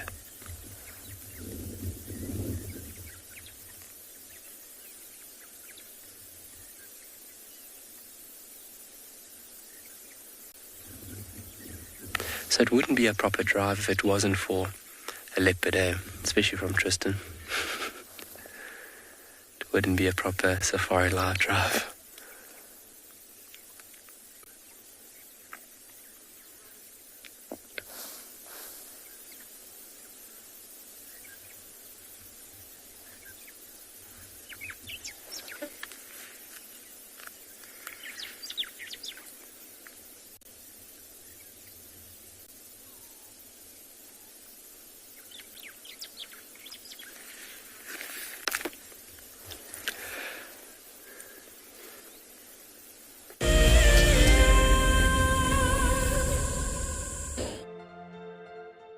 still holding another one there. It's holding from the hindquarters. I would really want. The wildebeest cross, is it trying? The croc is holding the tail. It's holding tight. Oh no. Goodness me. Lucky wildebeest. You have another day to live. Expect the unexpected here on WildEarth daily. If you love to watch WildEarth, then we are inviting you to join our Explorers program. For a monthly subscription, you will have the opportunity to win fantastic WildEarth expeditions, join our guides for a chat around the fire, receive weekly highlights from our shows, and much more. All the money will go to keeping these live safaris on air, which in turn allows us to escape into nature every single day. Our first WildEarth Explorers competition has closed, and we have a winner. Congratulations to Chantal Sleep from Benoni in South Africa. I felt totally overwhelmed for winning this prize. I will be taking my son with me, and I can't wait to share this experience with him. Chantal and her son have won a behind-the-scenes WildEarth experience at the magnificent andBeyond Ngala tented safari camp. The prize includes a 3-night stay and a chance to sleep out in the unique Ngala treehouse. I would like to thank WildEarth for making this dream come true, and I encourage everybody to subscribe, to become an explorer, and stand the chance to win these amazing prizes, and so much more. For this month, we have a brand new prize. You could be jetting off to Tswalu in the Kalahari for a 3-night stay at the luxurious Motsi Lodge.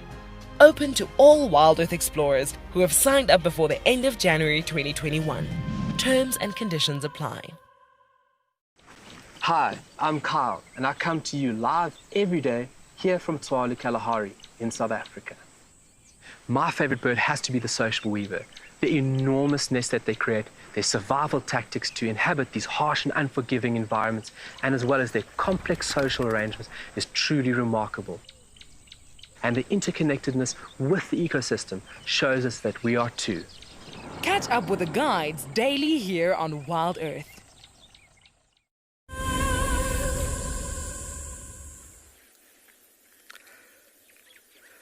So how efficient these animals are at foraging. When they are foraging, the animal can shift its own weight in soil in under a minute. And then if you look at the rate at which these animals would feed on available items, an adult would make about 30 meals, let's say that, per hour. That is a very, very fast rate at which these animals are digging and unearthing their prey. And to think about the animal weighing in about 900 grams, shifting 900 odd grams in under a minute is a remarkable ability. But now, obviously, just scanning and scouting and making sure everybody's safe is what they really need to be doing. Ooh, doo, doo, doo, doo. Laughing dove calling in the distance.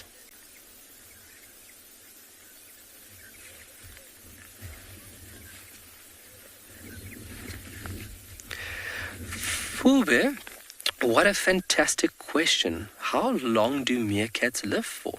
So, Fulbe, looking at their general size, they would have an average lifespan. And if you look at across the board, meerkats have a lifespan of between 8 and 10 years. Some of them can live to a bit longer, but if we're looking at a general give and take of how long a meerkat can live for, it's about 8 to 10 years. In captivity, they obviously can live a little bit longer, so when there's no sneaky predators around them, they can live to a ripe old age of 12 up to about 15. I've also read into a few books. But 8 to 10 is the general give and take lifespan of these beautiful little animals. And I mean, to think about all that activity on a day-to-day basis, 8 to 10 years, that's a lot of wear and tear on joints. And you'd find that older individuals actually suffer quite a lot from joint pains in their older age. Think about that, digging every day, all day. I mean, unearthing 30 individual items in under an hour, it's a lot of work. so their joints just take a beating.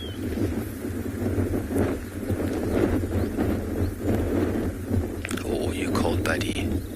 Let's get you a blanket.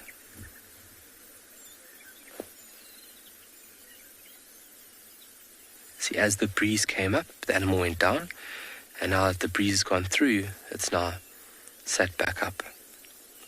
Oh.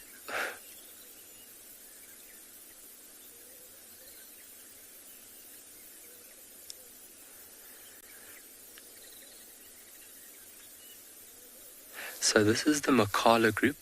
We haven't seen the Rockstar group for a little while. So I think in the upcoming days we will go and visit the Rockstar group and go do a little update. But we're going to send you off to the Leopard Whisperer with some spots.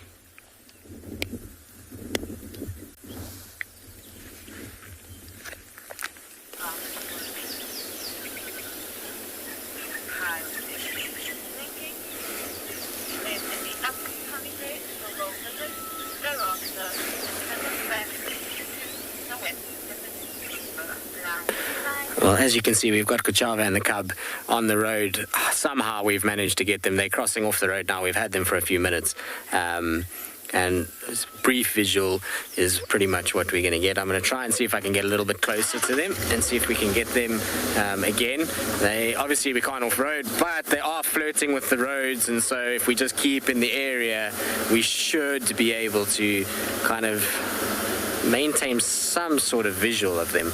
I mean, it's not going to be easy, that's for sure, but at least we're kind of getting something on them. Where did you guys go now?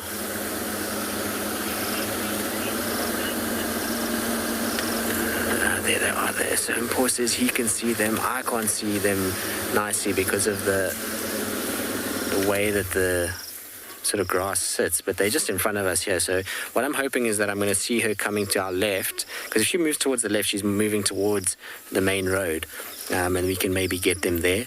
She's scent marking a little bit, but it's definitely her and the cub, that's for sure. All right, well, I'll try and see if we can get them. They're going into a better area for us. In the meantime, though, let's send you back across to Carl and the Meerkats.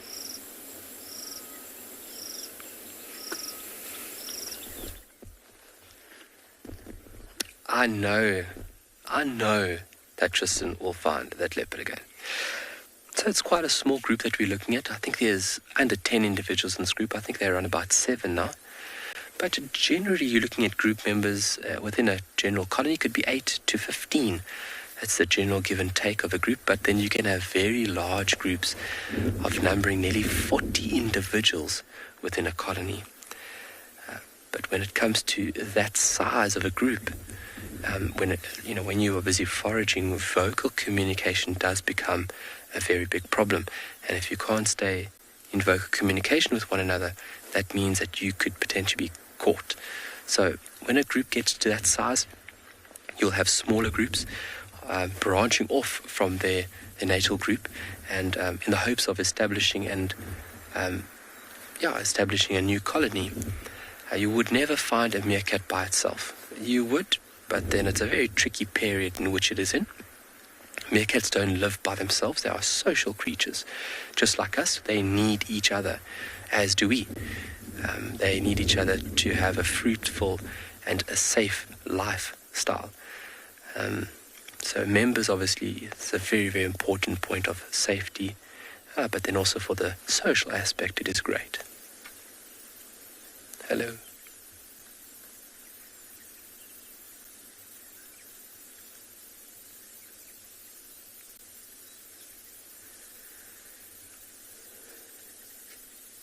Beautiful tribulus in the left-hand side of that meerkat. Those beautiful yellow flowers.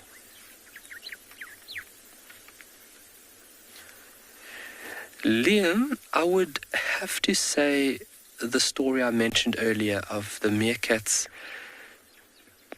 it is harsh, looking at something being killed, but it is by far, it is raw. It is what it is. So memorable, but I think the most learning part of it was that these little guys won't take a lot of nonsense. So I'd have to say the meerkat and baby African wildcat sighting that we had would have to be the highlight of my sightings with meerkats. And then I've also seen them take out a few scorpions. They can be very, very skillful when dealing with a very dangerous item like that. And watching them, find the weak points and nipping at it is very entertaining. Unfortunately for the scorpion, not so much, but understanding how these animals interact with each other and how things work is a very, very beautiful thing for me. I don't know if I don't have a heart, but I don't see it as like I feel sorry for an animal when it dies. I feel almost like it happens. For me, I've got a very logic way of thinking in the bush. I don't think with emotion. I do, but I don't. And I think logic overrides everything in me to say that it is natural and it is what it needs to happen.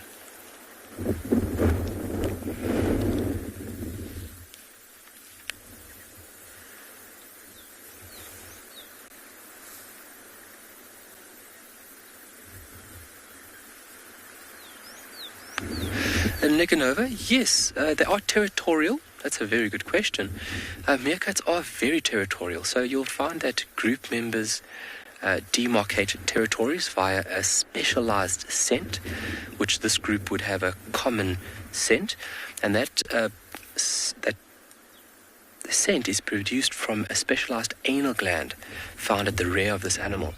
And if a group member had to wander in to a new territory, or if an individual had been broken away from the group, or if he had been driven out and he had to wander into an opponent's territory, these individuals will act aggressively. And the alpha male would definitely be the one in the forefront of that charge. But colonies do clash. You would find that there would be a lot of visual display first, and then you normally have groups going their own way. But you can have the instances where they do fight, and they can become quite vicious, using claws and then using the teeth. Always visual first. Always visual. You want to try and deter your opponent without engaging in conflict. And then, unfortunately, if the visual aspect doesn't work, then they will put the gloves on, so to say. They're tiny little boxing gloves. So group members can be quite aggressive to other groups. Because if you think about it, the territory is everything. Is everything to these animals. It is their available resources which give them the comfortable lifestyle. And obviously, the stronger the group, the more dominant the territory that they would be in, or the healthier the territory that they would be in. So you don't want anybody coming in freeloading on your space, so to say.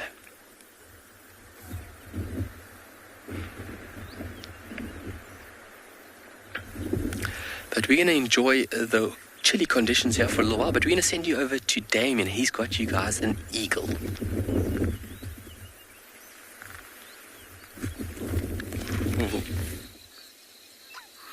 You're back with us here at andBeyond Phinda, and it seems like Glenn and I can't get away from these termite alerts today. We've just found another massive emergence where there's maybe a couple of holes there, because it seems like there's termites flying up from the ground in a couple of different places there.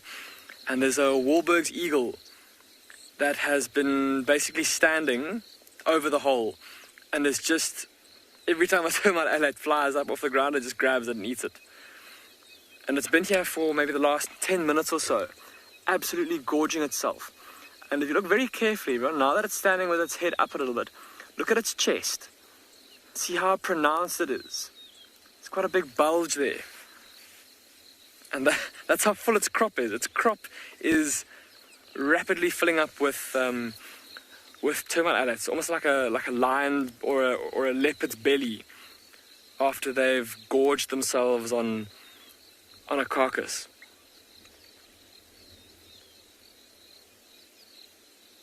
But there's just so many termite alerts there that one eagle is not really going to make a dent in the population. There's also two hardy-dars ibises that are just behind the eagle, keeping their distance from it.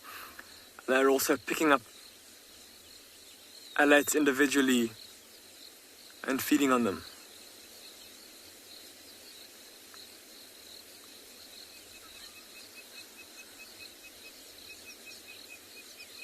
Lisa, you're saying it looks like a feast for the eagle?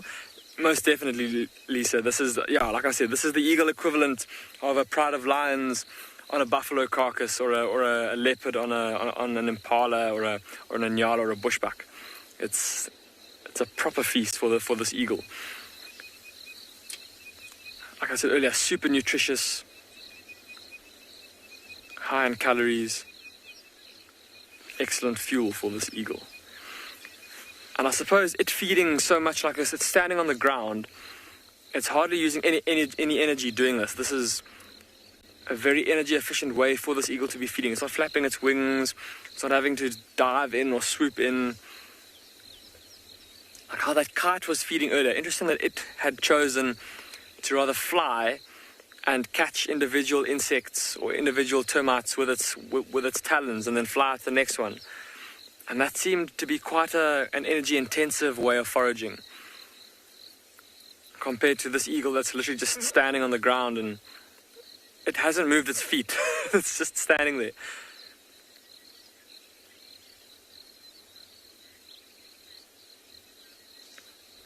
Darcy Ann, you're asking if this is a juvenile Wahlberg's eagle.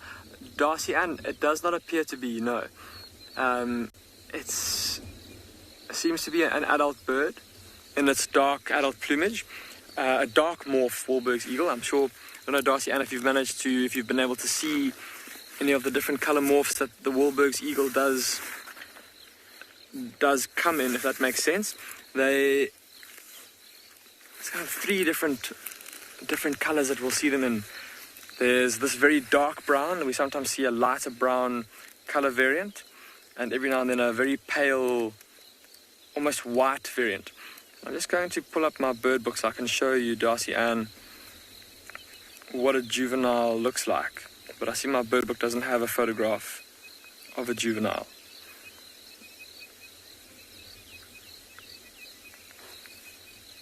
But typically with birds of prey, with many of the eagle species, the juveniles tend to have a lot of lighter colored plumage on their body, so the plumage is not necessarily as kind of uniform as this Wahlberg's eagle is. The juvenile might have lighter tinges to the flight feathers.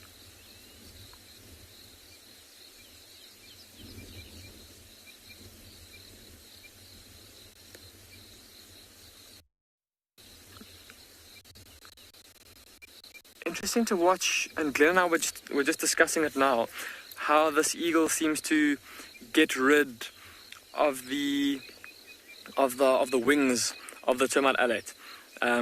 It kind of like it grabs the alate and then almost like uses its beak to get rid of the wings. I think it's taking in a couple of the wings every now and then, but I think for the most part they're dropping off. Arc Champion, you're asking how much this eagle could eat. That's a good question, and to be honest, I'm not quite sure in terms of an actual number, in terms of mass. I suppose thinking about, I'm trying to think now. There's numbers that get thrown around with vultures. Obviously, vultures are not quite the same as eagles, but like with a white-backed vulture, if they're feeding on a carcass, they can normally get, I think if I'm not mistaken, close to 1 kilogram of food that they can eat in a sitting, which is maybe about 1/5 of their own body weight.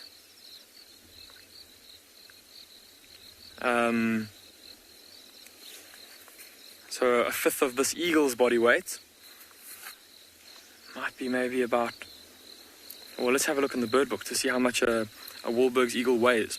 If I'm not mistaken, I think it's about a kilogram and a half, maybe 2 kilos. Yeah, a male Wahlberg's eagle about 1 kilogram. So it doesn't appear that there's any information in this book about exactly how much they can eat in a sitting. But I suppose to hazard a guess, we could work off of that same kind of ratio from a vulture.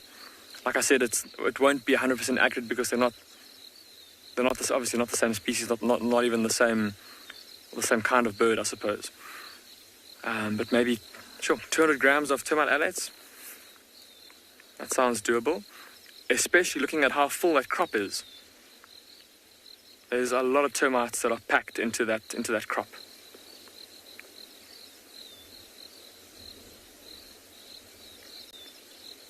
And of course, those termites stored in the crop will get passed through to the stomach a little bit later, digested. It's very impressive that this eagle is still feeding, everybody. There were 2 eagles here initially, and we sat with the one for quite some time, and it maybe fed for about 5 minutes or so, but then flew off. And this one's been here.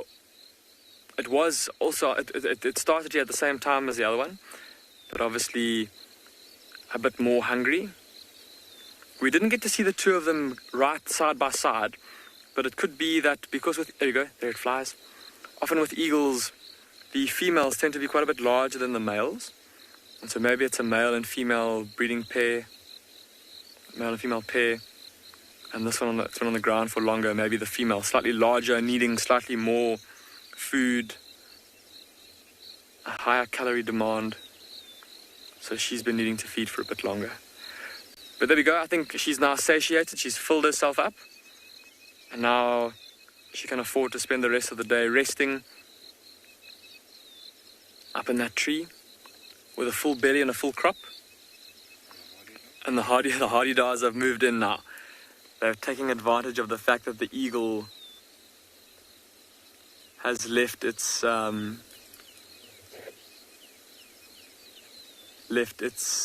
feeding station.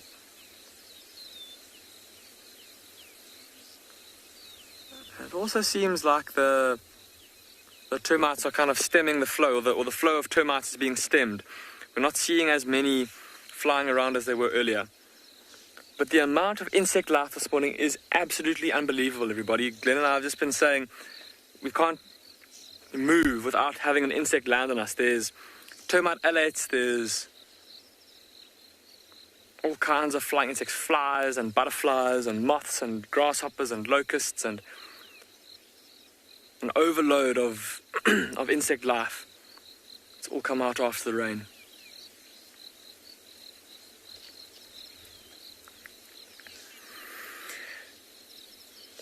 Well, I think that with the eagle having flown off, Glenn and I are going to keep on making our way down the road. We've moved out of the area where that young female leopard had been hanging around. We're going to go see what else we can find for you this morning.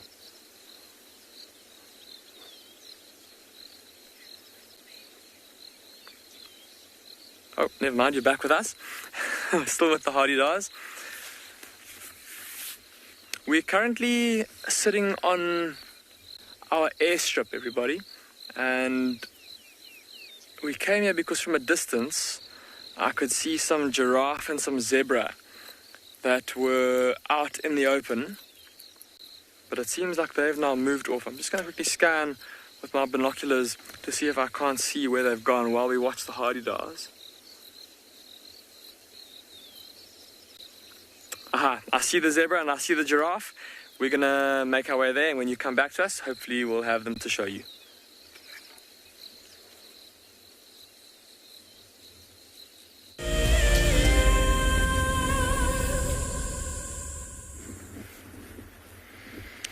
All right. I'm going to give you guys a few minutes just to sit and enjoy this scene and all that comes with it.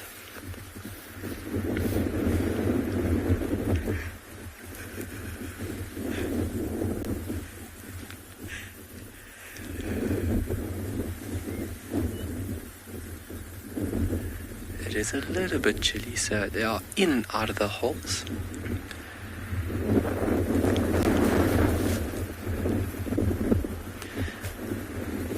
Maybe I should try and whistle for them.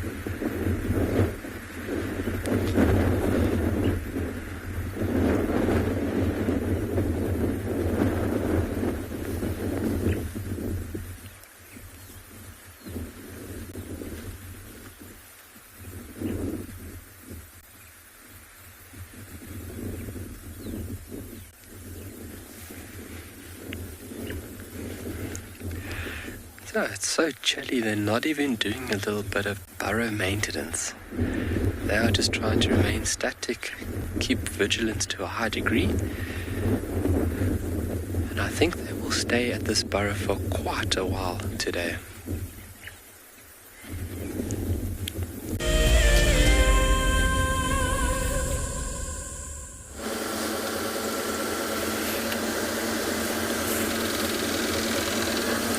Unfortunately, no sign of Kuchava and the cub coming out. We've driven slowly up and down, just trying to wait for her to come out of this block. It's not a very big block, and I would have thought by now she would be out, but maybe I missed her, maybe she went over the road. It's not easy for tracks.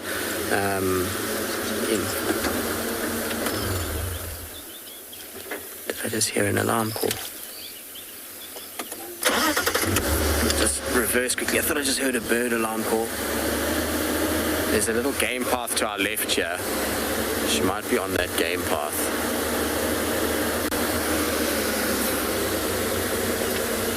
No sign of her there. The game path that I'm talking about is this one here. You can see it kind of runs off the side and down the slope. She's coming from that side if she does cross. She could have also gone over Gari Main. It's a bit tricky here because I can't get on the apex to see both sides, and the angles, the roads bend too much, so I've got a very narrow view if I stand at the junction. So I've got to kind of go up and down, but you know, if they cross over in the time that I'm around and coming back, it's quite possible. Anyway, I mean, at least we got a view of her to start with. I know it was brief and it wasn't exactly the most amazing view of her and the cub, but we had a nice view at one point of the two of them together on the road. But hopefully they'll kind of pop out here again. I'm trying to see if I can see tracks, but I don't see any sign of anything. Craig, we answered this question yesterday evening, pretty in depth, but challenging aspects of being a guide, being away from family and friends, the kind of distance that you have from them is always very, very difficult. So you're far from a support structure when things are going bad, and you generally just, miss everything that, family brings. I think that's probably the hardest part about it, is that you're pretty much out on your own in these places. So, yeah, and for long periods of time, you work every single day of the week for 6 weeks at a time, which can be taxing at times. So, yeah. Oh, where are you guys? They could have gone anywhere from here now. It's been quite a while. I mean, they might even have a kill in the block there. They might have just laid down in the grass. I mean, these are all options that could have taken place for them. If they came out onto this road, they should have been out long ago already. The distance from where they went in versus where they would have come out on this straight section of road that we're on now, Gari Main, they should have been out already. So, the distance was very, very short. And her general direction of travel was north initially, and then she cut kind of eastwards. So that's why I thought maybe she'll pop out on the driveway here, and we'll be able to kind of pick her up. But it's tricky because I can't see far enough down the driveway to see if she comes out as well as this road. I mean, this would be the angles that we have. So this road is covered really nicely, but this one is not, because if she did cut up and move, this road bends like this and she'll come out on the other side of the bend. But maybe it's worth just sitting for a little bit and listening and seeing if we pick up any signs of a francolin or a squirrel, or there's squirrel's alarm calling now.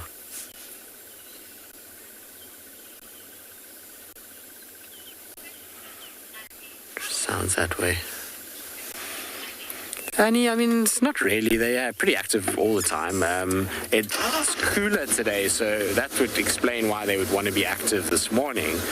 is because it's not exactly hot at this time of the morning in these conditions.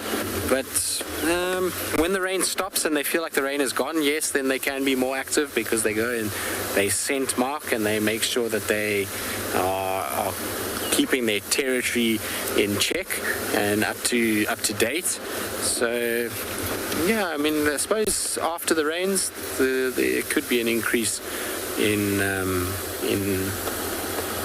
sort of activity. But yeah, they're pretty active whenever. They beat to their own clock, do leopards. I've seen them very active in weather where you think there's no ways that a leopard will walk around in the heat. It's too hot. But there they are, walking around and being fairly active. All right, I'm going to try and just stop here and listen again for those squirrels, see where they were coming from. In the meantime, let's send you across to Steve, who's on a mission.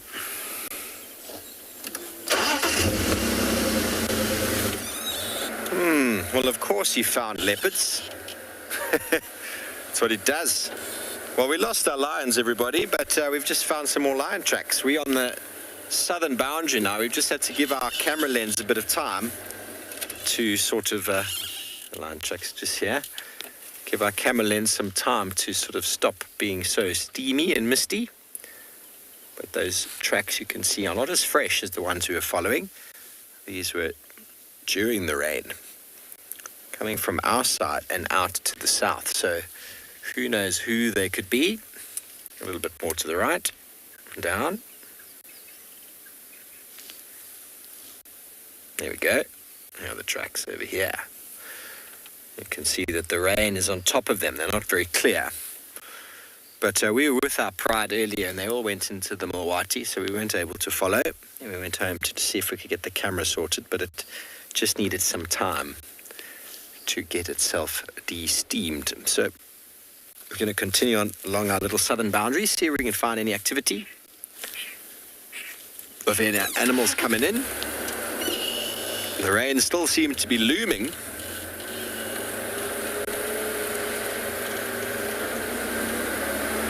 But thankfully none has fallen since some time ago.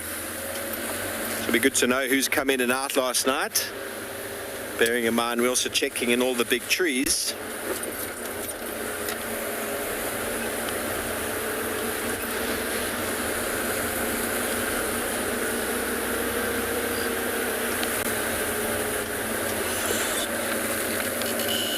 Some zebra were running around here.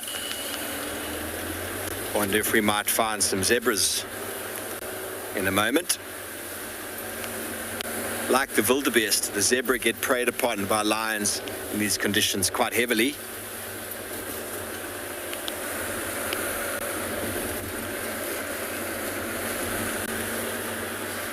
Well, so that's a good question. I mean, being a guide, what do we love most? I mean, being out in nature has got to be a very important one. What I like most about this particular job is the ability to do whatever it is I want to do. Being a guide, having guests on the back, you have expectations of what they want to see, what they need to do. But some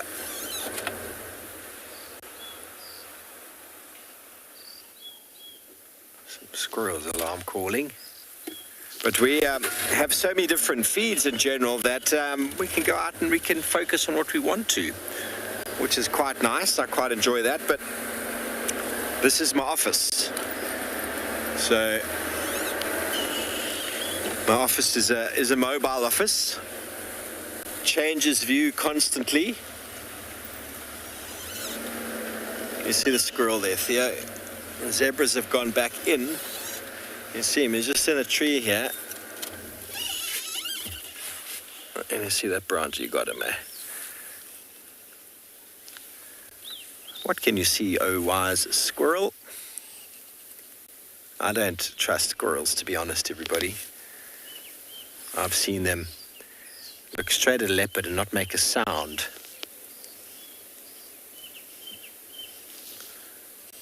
And he's looking straight down.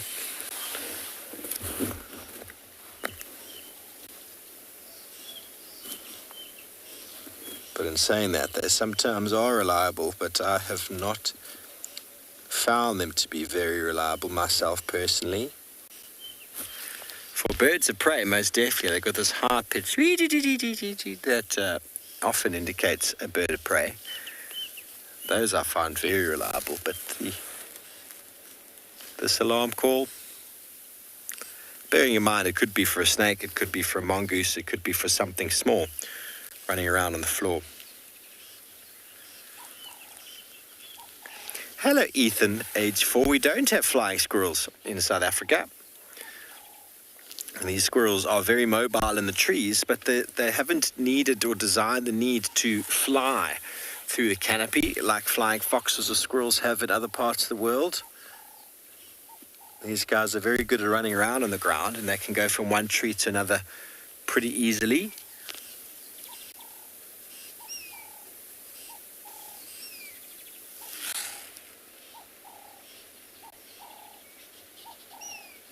There's definitely something moving on the ground there. I wonder. Can just go back a bit. I know they do, but I mean, when you're a small squirrel, you get eaten by everything. So it would make sense that you shout at it all. That's why it's hard to say exactly what it might be shouting at sometimes. They don't have a different alarm call for a ground predator as they would for an aerial.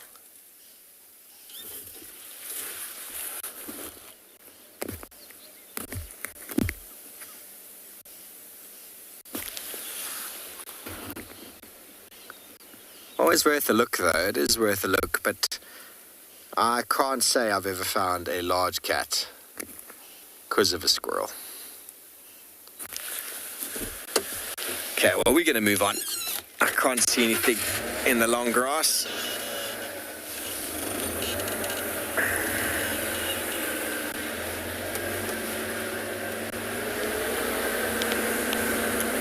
We'll continue on this southern and then western boundary patrol. I know Tristan's been on the east.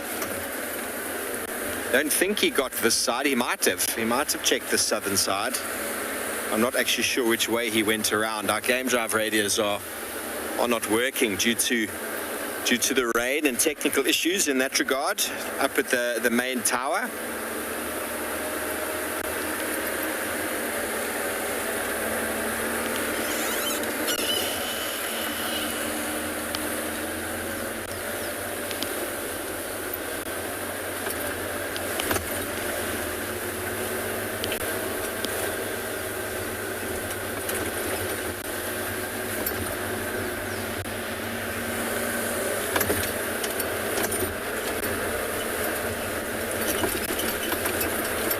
Is nice to be out and about.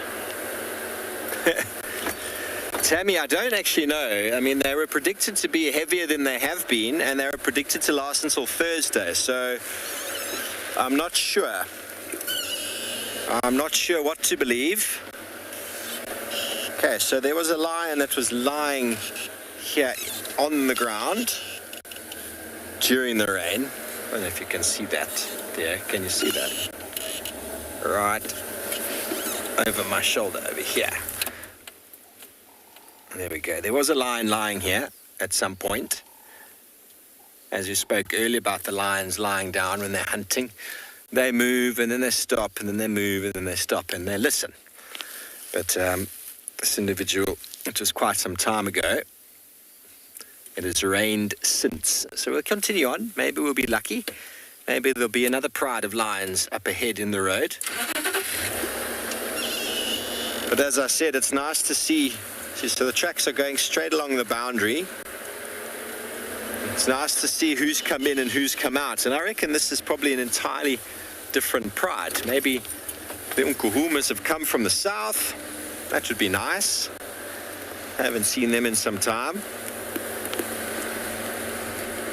Might even have been remnants of the Termites from the other night, but I don't think so, because it doesn't look like there was an enormous amount of rain on those tracks. The amount of rain that has fallen since the Termites made their kill has been huge, and that washes away most signs.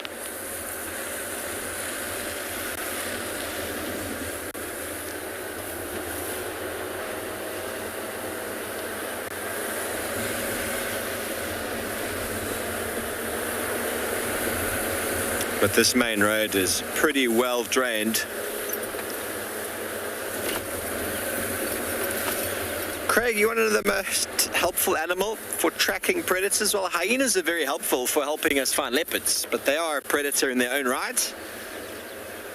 Guinea fowls can be pretty useful, but early in the morning and late in the afternoon, not so much. Their contact call or their alarm call sound very similar at that time of day. Monkeys and baboons are very reliable because they also then are quite elevated, so they'll often be looking in the direction of the predator. And then kudu and nyala, also very, very reliable. Bushbuck. Problem is with them is you've then got to find them hidden in the grass, but they're very reliable. Franklins sometimes are also helpful, but they also have some similar predators to the squirrel, so they also will shout at things that you're not necessarily going to find. Trying to think if there's another animal I've forgotten.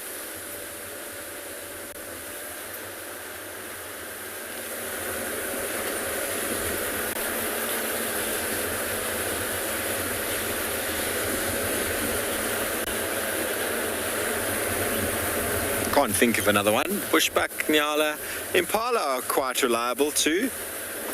Maybe Tristan can think of another animal that will help him find his leopards. So I think the best animal to help me find leopards is indeed my good friend Tristan.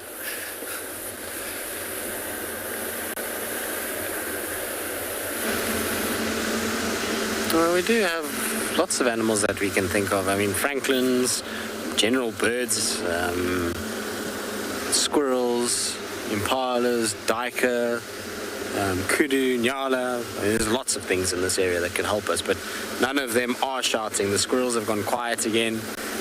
They're here somewhere. I don't know if they've, like I say, either crossed behind me. The road is so hard that seeing their tracks is going to be near impossible in the light that we've got. You know, a bit of sunlight would have helped because we would have gotten a nice sort of contrast on the track, but there's none of that. So we've got soft lighting, hard road, makes life difficult. You might think, well, why is the road hard, given that it's been raining? It's because where we are, we're up on a crest. So this is sandy soils. The water all drains out and then it goes into a crust when it dries. And then the leopards stand on it. You can't really see. I mean, you can even just see my vehicle tracks are not easy seen on the left side of the road. The right side easy, but on the left side, you're not seeing much at all. And that's because the left side is much harder and less mud. There's more sand up there, so you can kind of see a much harder surface. Fiona, most definitely elephants are good at tracking. They 100% know what they're doing. What's that? Hold on a second. They've got incredible senses, so sense of smell, sense of hearing is top-notch, which makes them very good at their job in terms of finding things. It's not anything to worry about. I thought it might have been a leg of a carcass hanging in a marula tree down the hill there, but it's just a branch that's hanging down. I was just thinking they're both quite full, so it's possible that they went to go drink water at the Mulawanini where it's flowing. There's a little pan there, and then obviously they might have picked up the scent of Tundi's cub and just did a little loop, and then they've come now back to maybe where they have a kill. I don't know. That's maybe a theory that could be possible, particularly in this block because we haven't seen them come out, so maybe, just maybe, there is a kill inside here. The problem is the signal where we had them is dicey at best to start with, so I can't really spend much time down there trying to find them and see if maybe they doubled back or if the kill is somewhere close there. I've checked the trees that are closest, but we do know that Kuchava, much like Tundi, does sometimes use the most awkward trees possible. They often are bushy, smaller trees. It's not these beautiful big marulas where you think, oh, that'll be nice if a leopard uses that. And there's a reason for that. They don't like to be as showy and kind of have their kills on display for people to see easily. They'd rather have it a little bit more hidden in a bushier, thicker area. And that might be what's happened over the course of the night. She's stashed it in one of these like little wattles or bush willows or something like that. I've seen a lot of cats use wattles particularly. It makes it much harder for other cats to spot them up in the tree if they have the kill. There's no ways that they shouldn't have come out by now. I mean, it's been a long time since we saw them, and this block is not big. I mean, for me to walk this block would have taken me 10 minutes, not even 5 minutes. So they should have been out long ago. There must be something inside here, unless I've missed the track. Justin, just as good as yours and ours. They're very, very, very good at remembering things. To give you an idea of how good their memory is, Tundi, after 12 years, knew exactly where to go and den with Columba, even though it wasn't her kind of core territory, and that's because she was put there as a cub. She used a lot of the same den sites that she was put in when she was little by her mom. So that gives you an idea of how good the memory is she's been able to recall where she was kept and where it was safe for her, and then utilize the same ones. And we know this because there's people that have worked here long enough to have seen her in those dens, and she's using the exact same termite mound, same hole in the bank, same little root structure in a drainage line. So she's pretty consistent with where and what she's doing. And so that means that there's definitely a memory. Nice. Paradise wider sitting on the tree. I'll have a look at this guy. Might as well. Not like our leopards have come out. You'll see it's a beautiful bird. It's got its back to us at the moment. It's tricky to see it. If you see in the marula, there we go. So it's tricky to see its colors. It'll just be a black back, black head, and then these long black streaming tail feathers that come down. But they've got the most beautiful little yellow collar with this burnt kind of reddish orange on the throat patch. It's very, very pretty. And this is their breeding plumage. They get this in the summer. In the winter time, that all goes away and they go into what's called eclipse plumage or non-breeding plumage, which is a lot more kind of drab and dull in coloration and resembles more the female for camouflage. So this is just in the breeding season to attract mates, but during the rest of the year, they don't want to attract too much attention, so rather have a drab coloration to blend in.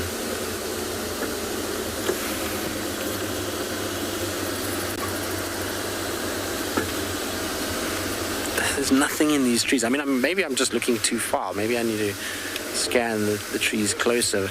But I've really kind of checked properly on these roads.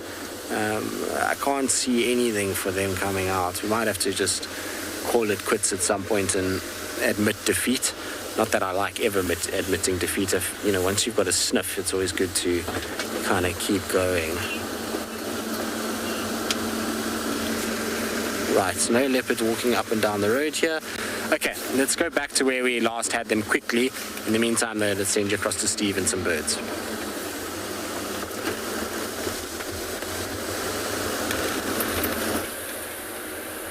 Well, welcome back. We are still on we're on the western boundary now.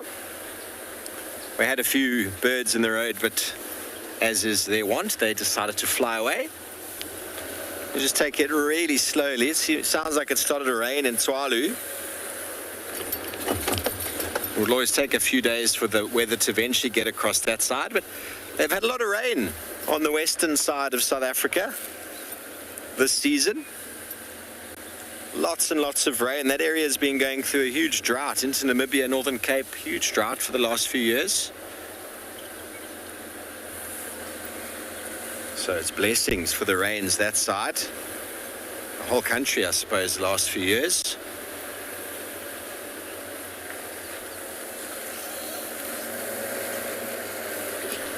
Hello, Chelsea, age 7. You want to know why boy lions have manes? Well, first of all, I think it looks pretty cool, don't you? When you look at a male lion, he looks bigger, doesn't he? He looks a lot bigger. And that's one of the major reasons for the mane. Makes him look thicker and stronger and more formidable.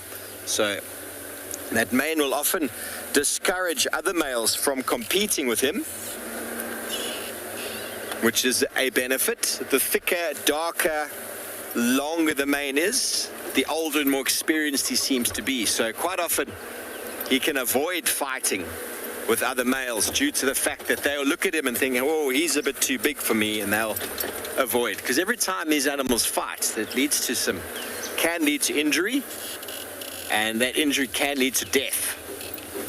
So it's very important that they avoid fighting with that can. Now some francolins in the road. I wonder if we're going to catch them. The second reason is that the mane works as a sort of a cushioning around the neck area. This is some vital capillaries and the jugular. If a lion gets bitten on the neck, there's a very good chance that they can bleed out. So it works as a protection and defense, because they do fight each other very, very physically when they do fight. So those are two of the major reasons. There's probably a couple other that Mother Nature's thrown in there that we don't know about. It obviously shows maturity. It shows,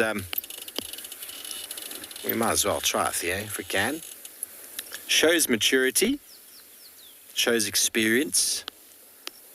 The birds that have just gone off. There we go. There's some guinea fowl in the road. Okay, let's go catch up with our guinea fowl. That looked like a whole pile of elephant dung in the road. And I think the guinea fowls are quite enjoying the elephant dung. They love the fermented material. There's some ellie tracks here. A herd of elephants would be nice to see now. That's a road that goes into Djuma. We will not be going in there. That looks like an absolute mess from the rains. Just gonna stop over here and we will get you the... Okay, well, it seems like the guinea fowls have found some dung in the road, and at the same time Tristan has caught up with an animal that's probably deposited it.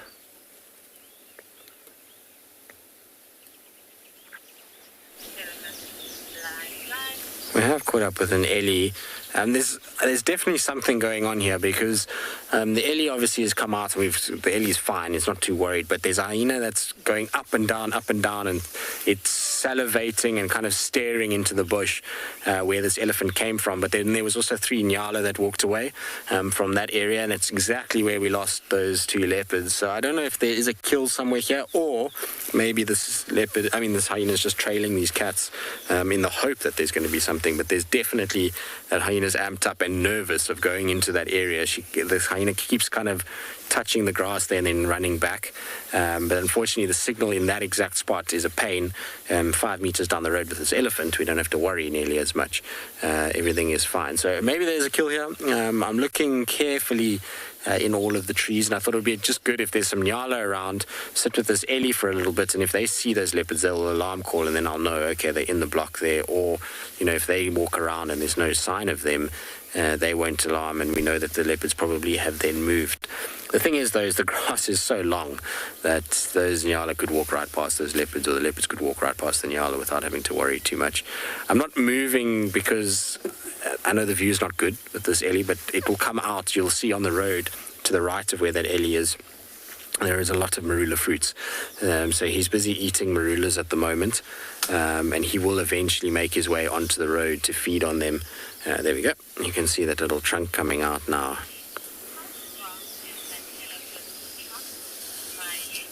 Mildly very strong. Ellie's trunks are pretty much all made of muscle, and they weigh at about 150 kilograms on a big bull like this.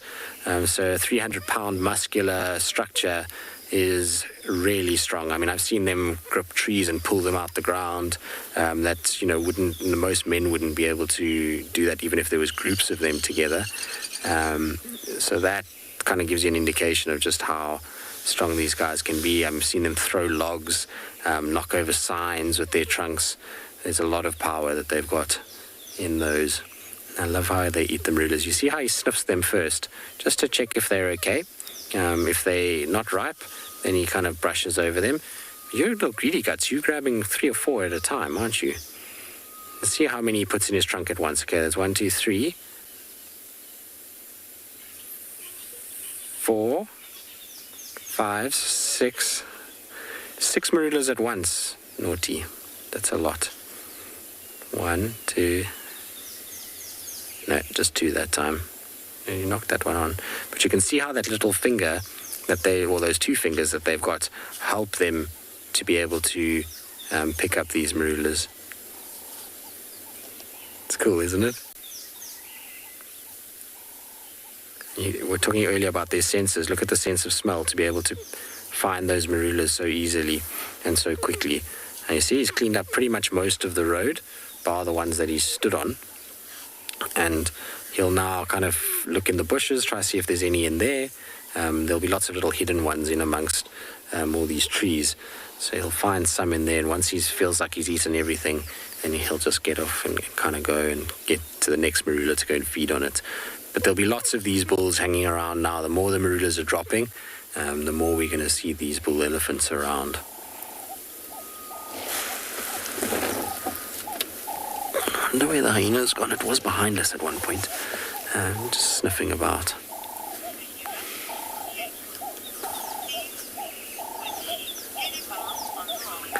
Alright, these guys, after eating marulas, often leave big piles of steaming dung, and it sounded like Steve earlier said that the guinea fowls were making their way towards them, so let's go and see if they've gotten to the dung or if they're up to something else.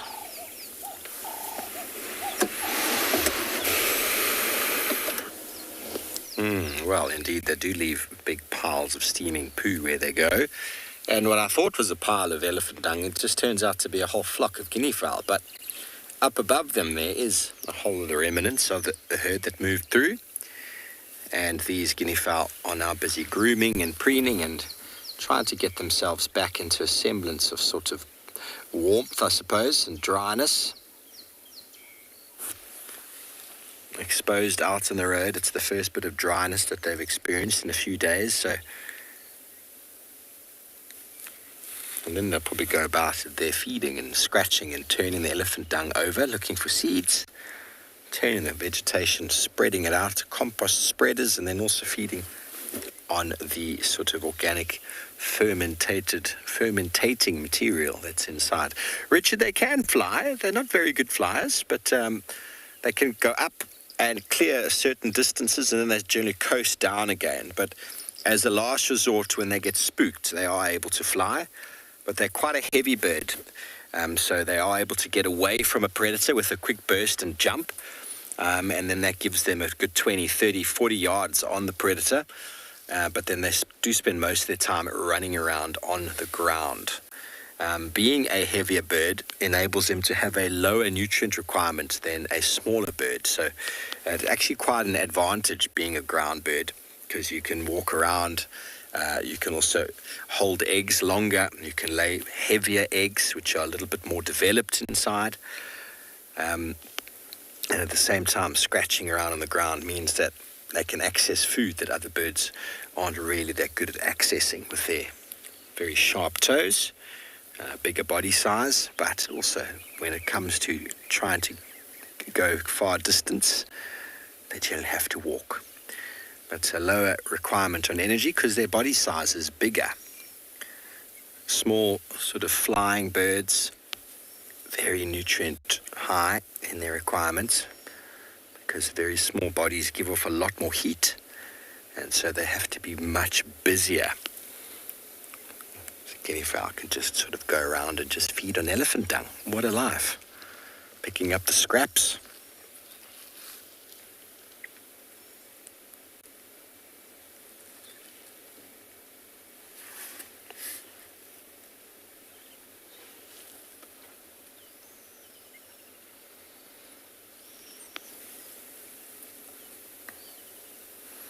This is the helmeted guinea fowl, if you were interested. We only get the one species in this area. There are two locally found in the Greater Kruger.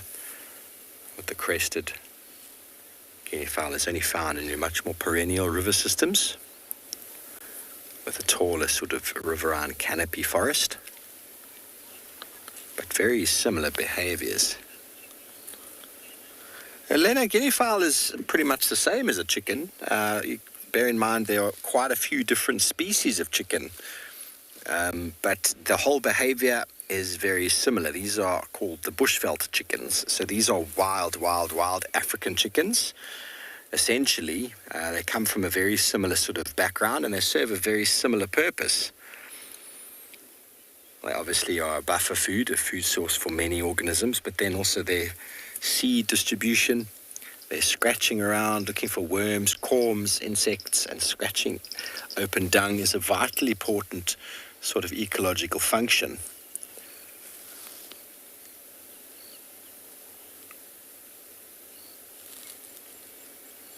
So they're very similar. I suppose you get some chickens that are smaller and some that are bigger.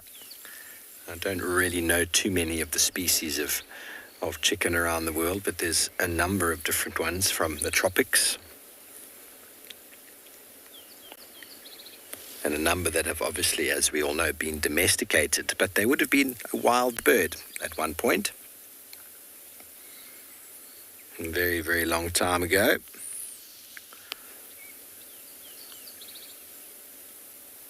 And now most chickens you see around the world are very reliant on people for keeping them alive. There are some very hardy species we find in Africa called the bantam chickens. My car is actually named after a bantam. It's very tough and hardy and durable to diseases, and pretty good at fending for themselves. There's lots of animals out in the African wilderness and the African farmlands looking to catch and kill chickens. Birds of prey, caracal, serval, wildcats, domestic cats.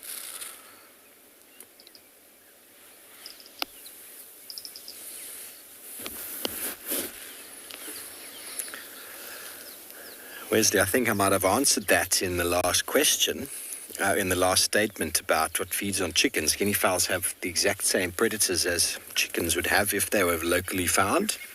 All the birds of prey, from African hawk eagles, martial eagle, tawny eagle, any of the large raptors that we find, to snakes, caracal, leopard, wildcat, serval, caracal.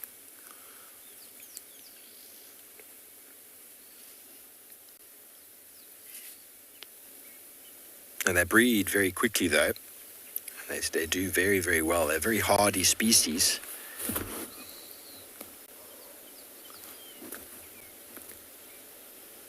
I can hear the elephants. They're inside Djuma towards our right.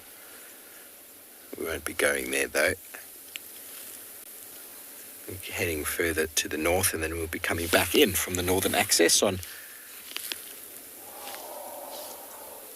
the service road. I don't know if you can hear that. There's an elephant making some very loud noise off to our right.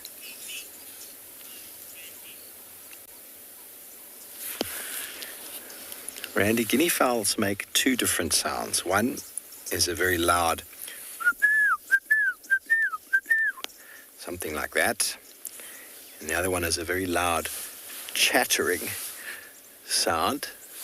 Tick, tick, tick, tick, tick, tick. I can't do it. I will demonstrate it to you in a moment once my phone decides to operate for me, and I'll get you the call. I quite like the guinea fowl sound.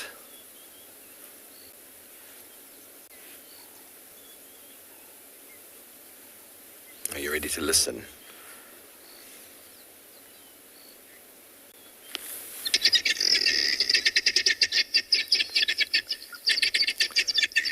That is their alarm call, as well as the sort of get together in the afternoon morning call.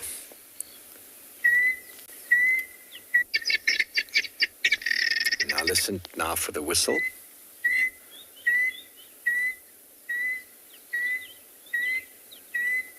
There's a contact call between a male and a female.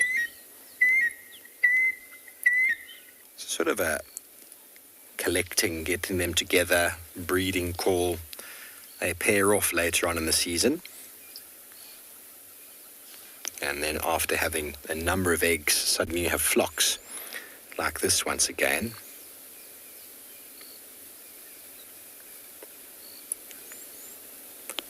Don't forget also that the eggs are quite vulnerable to predation. So it's not just the adults. Mongoose and snakes are very, and monitor lizards are very, very fond of eggs of many of the ground nesting birds. But it sounds like Kyle has managed to evade some of the rain. let's send you back over to the west.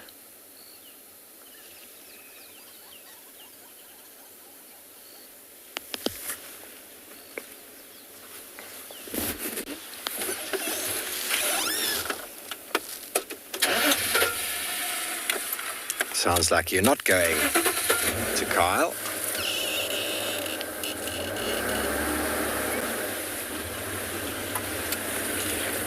Going to carry on. We try to get back into Djuma and hear figure out what those elephants are shouting about.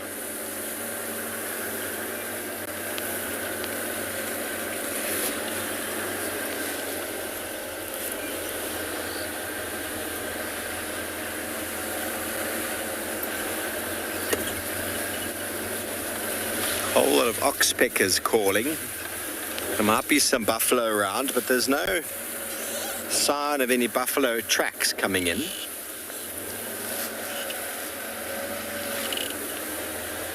I always like watching guinea fowl when they run like that. They look like an old lady chucked with their shawl around the shoulders, running around from the cold.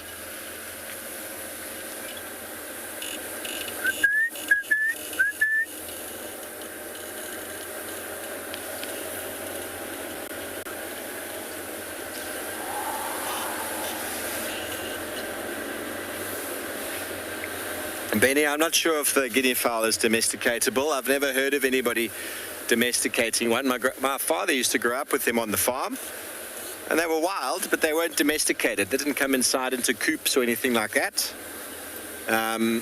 So there are many animals around the world and many plants around the world that are not domesticatable, and then there are some that are.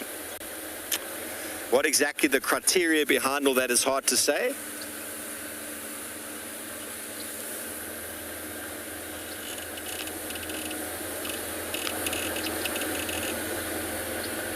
Making their little noises now. Sorry, fellows. Just wanted to get around you, but it seems like you're not going to allow us to pass.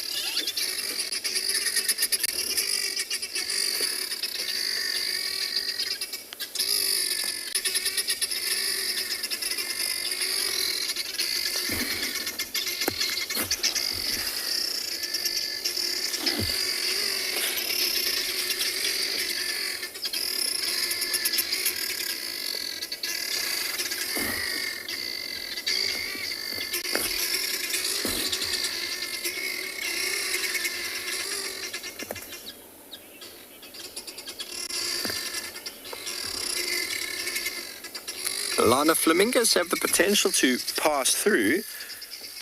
They don't occur here normally, but they definitely could pass through on their way to other seasonal pans. They're very sort of aquatic. I've never seen a flamingo in the Kruger, but they have been recorded.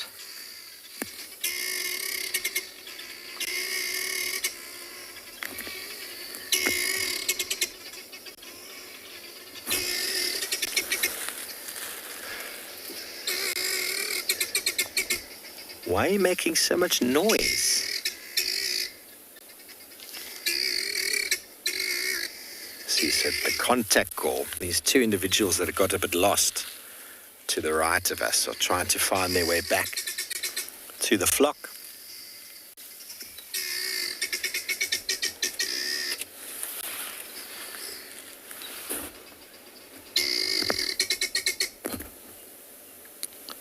So that is a call that normally if you hear that in the sort of late-ish morning, you can almost be certain there's a predator around. But as you can see, they've just gone and shown us that that is not the case right now. Maybe they're seeing us as the predator, and that is the alarm call they're giving.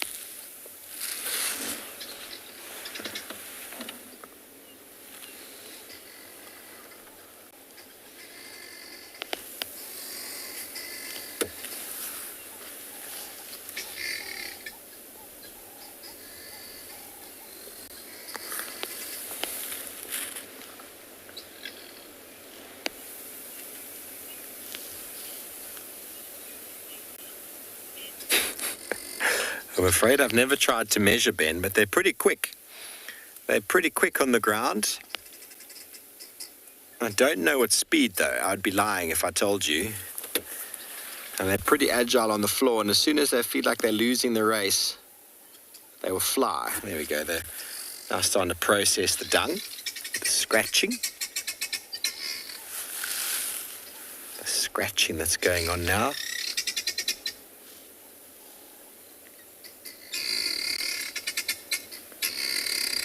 So the spreading out of that material is quite important as it adds.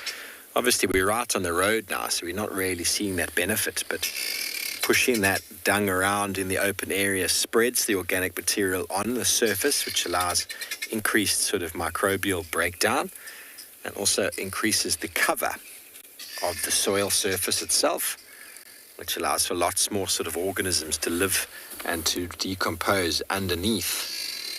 Elephant and rhino dung that's not scattered like that in the wet season or dealt with by dung beetles ends up becoming very hard and solid pieces that eventually get dealt with by termites.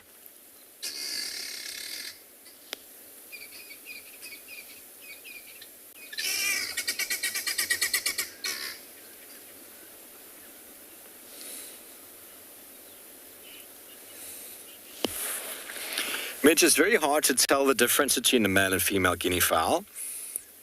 There is slight differences, but it's normally in the behavior. The male is slightly bigger, but it's very hard to see. But when the breeding season, the male behaves slightly differently in his approach, in the way he moves around. But it's not easy to see now when they're all together. And they're not breeding right now. So the female tends to walk flat-footed and sort of slouches over, almost like she's tucking her shawl around her. And the male walks there. That probably the one on the left there could be a male, middle of screen right now. He's sort of walking on his toes. So, I mean, it's hard to tell. It's very hard to tell.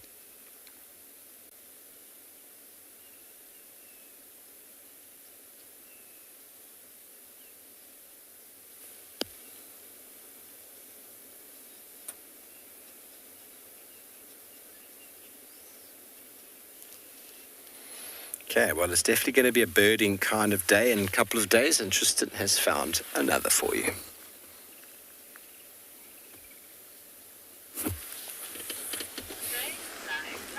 It is a birding kind of day, and we're being charged as we speak by a vociferous Swainson's spur fowl, who I think is taking up the challenge, because as I rather was calling, which is generally when they are sort of marking, well, not marking territory, but advertising that they're around. Let's see if it'll do it again. They have the most beautiful red faces, these birds. Yes, I said that your face is beautiful. Why are you shouting at me?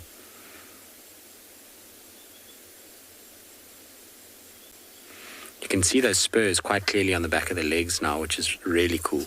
Often it's difficult to see them, but hopefully if he stands still again, you'll be able to just make the outline of those spurs on the legs, which is where they get their name from, spur fowl. And those spurs are used heavily by males, particularly when they're fighting over females. They'll fly up into the air and clash, and then they use those spikes to basically stab each other.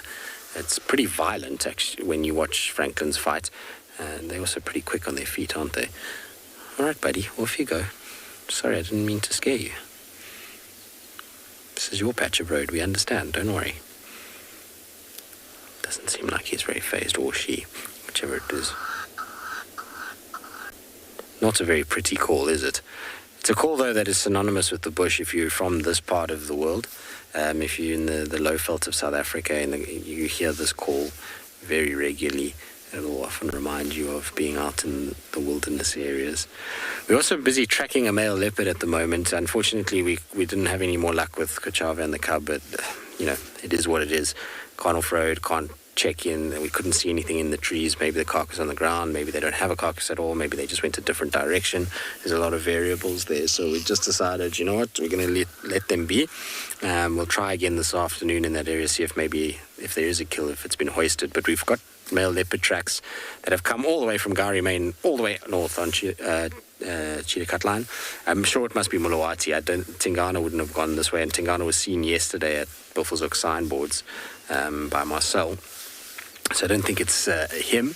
This, I'm sure, would be Mulawati on a territorial patrol, and using a big straight road like this is very typical when it's raining for a leopard. And just walk along and they mark as they go. The tracks, unfortunately, have been rained on this morning, so it must have been early hours of this morning, just before that rain started when we went out. Don't know what's the smallest bird we have on Djuma. Would be the grey penduline tit. That would be the smallest, but we don't see them very regularly at all. They're tough bird to find. They've got a very interesting little nest, and I haven't seen too many nests here. They prefer a little bit more kind of wooded areas on the edges of grasslands. So I think on Buffelshoek we'd have more luck of finding the penduline tit than we would have on Djuma itself, but I'm sure there is one somewhere. I think I found a nest once on Bushwalk, if I remember correctly. So they are around, but just finding them is very tricky, and they weigh a mere, I can't even remember now, I think it's like 7 grams, 8 grams is how much they weigh. They are very, very, very small birds. I'll just double check quickly now. But they are the littlest of the ones that we have in this area. There we go, yeah, 6 to 7 grams. Imagine a little bird of 7 grams, a super small little thing. Okay, buddy. Franklin is making me laugh. Franklin was its old name. Spurfile is the new name. Is making me giggle because it's just running up and down. I think it's hoping with all its noise that it's going to attract some attention from a mate, but all it is attract our attention, and I'm not sure it's that enamored with our attention. I feel like we maybe are a bit intimidating in our big, chunky Flintstone vehicle, because we have our roof on. It looks just like a vehicle out of the Flintstones. Thankfully, we don't have to run for it to be propelled. It has an engine, but it definitely has that appearance of a vehicle out of a Stone Age era. All right, our bird is gone. I'm not sure if I can see something in the road. I just want to...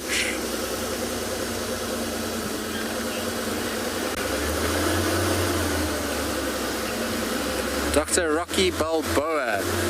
Non-native animals that live in the reserve, Steve and myself. No, I don't know.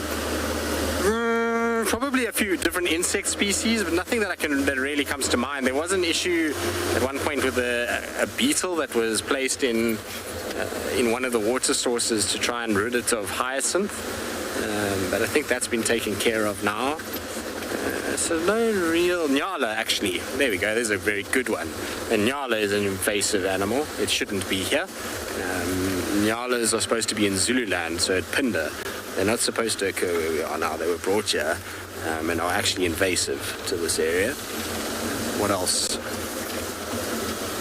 I'm trying to think birds-wise, we don't have too much in this area. In Johannesburg, you've got a number of escaped birds that have started colonizing those areas, so particularly parakeets. They're all over Johannesburg at the moment.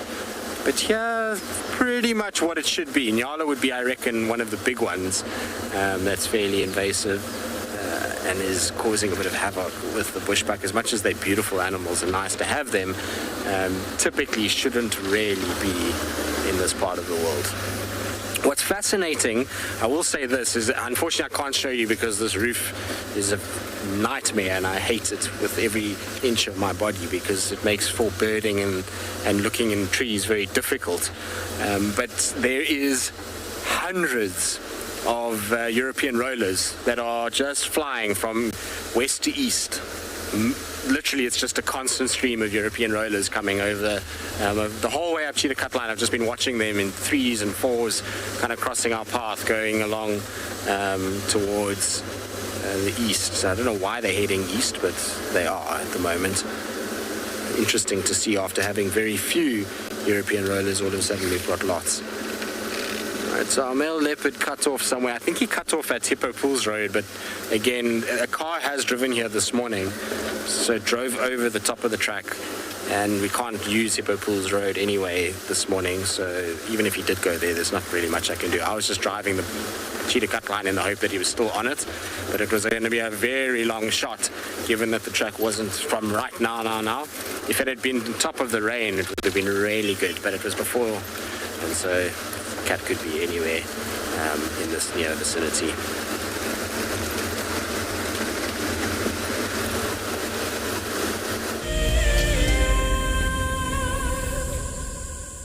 Welcome to my car. This is Wendy, and she's my favorite.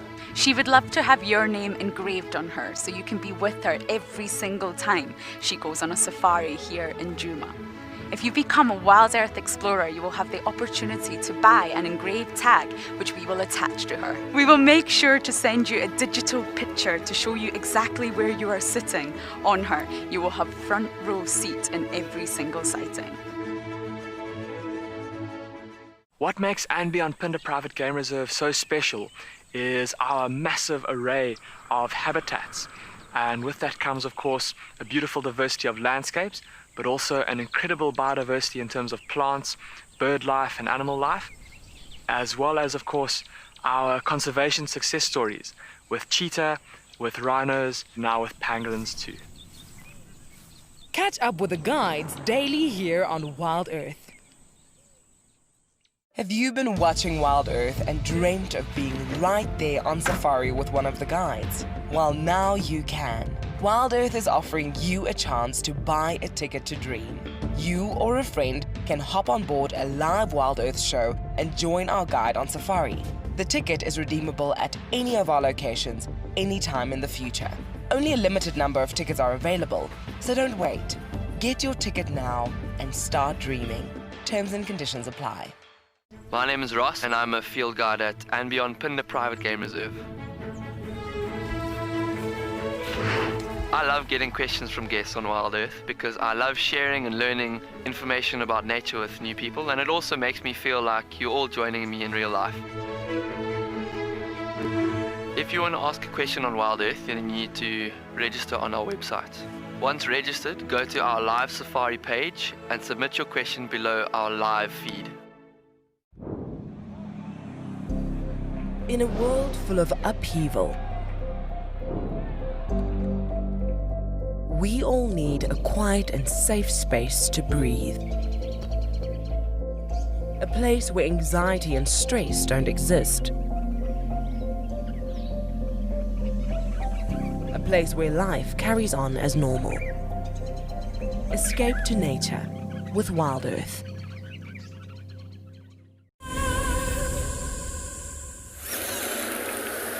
Welcome back to Djuma, everybody, where the rain seems to have abated for now. How long that will go on for is debatable, but we've got some very industrious fellows on the floor over here that are making hay while the sun does not shine. Just over here, got some harvested termites that are busy they're busy accumulating all of the grass material. They're busy harvesting it. And you'll see the hole on the left where all it is being accumulated. And while the UV is at its lowest, these termites being very industrious and harvesting, hence the name harvested termite. They have the ability to digest that cellulose material with an enzyme in their gut called cellulase, which helps to digest cellulose.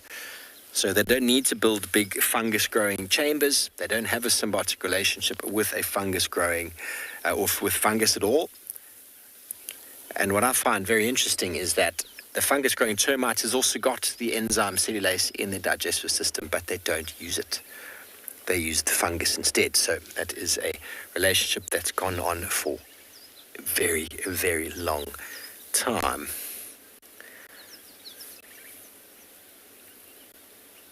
So everybody has been flooded. The birds are coming out in song. I've seen some birds trying to catch some thermals. The termites have had to re-establish their burrows, and no doubt they're also a little bit hungry. It's time to go and harvest some food. And they are very industrious, aren't they? Very, very industrious indeed. They seem to be getting some leaves as well as grass stalks there. Feeding frenzy. But it has been wonderful being out finally this morning. It's been a few very wet days, and being confined to our quarters has made us a little bit cabin feverish. But hopefully the rain will abate and we'll have some more feeds out this afternoon. Hopefully we'll be able to access a little bit more of the property. But we'll see what this afternoon presents. But thank you for your questions and comments. We'll see you again this afternoon from as many locations as possible. Until then, have a wonderful day and goodbye.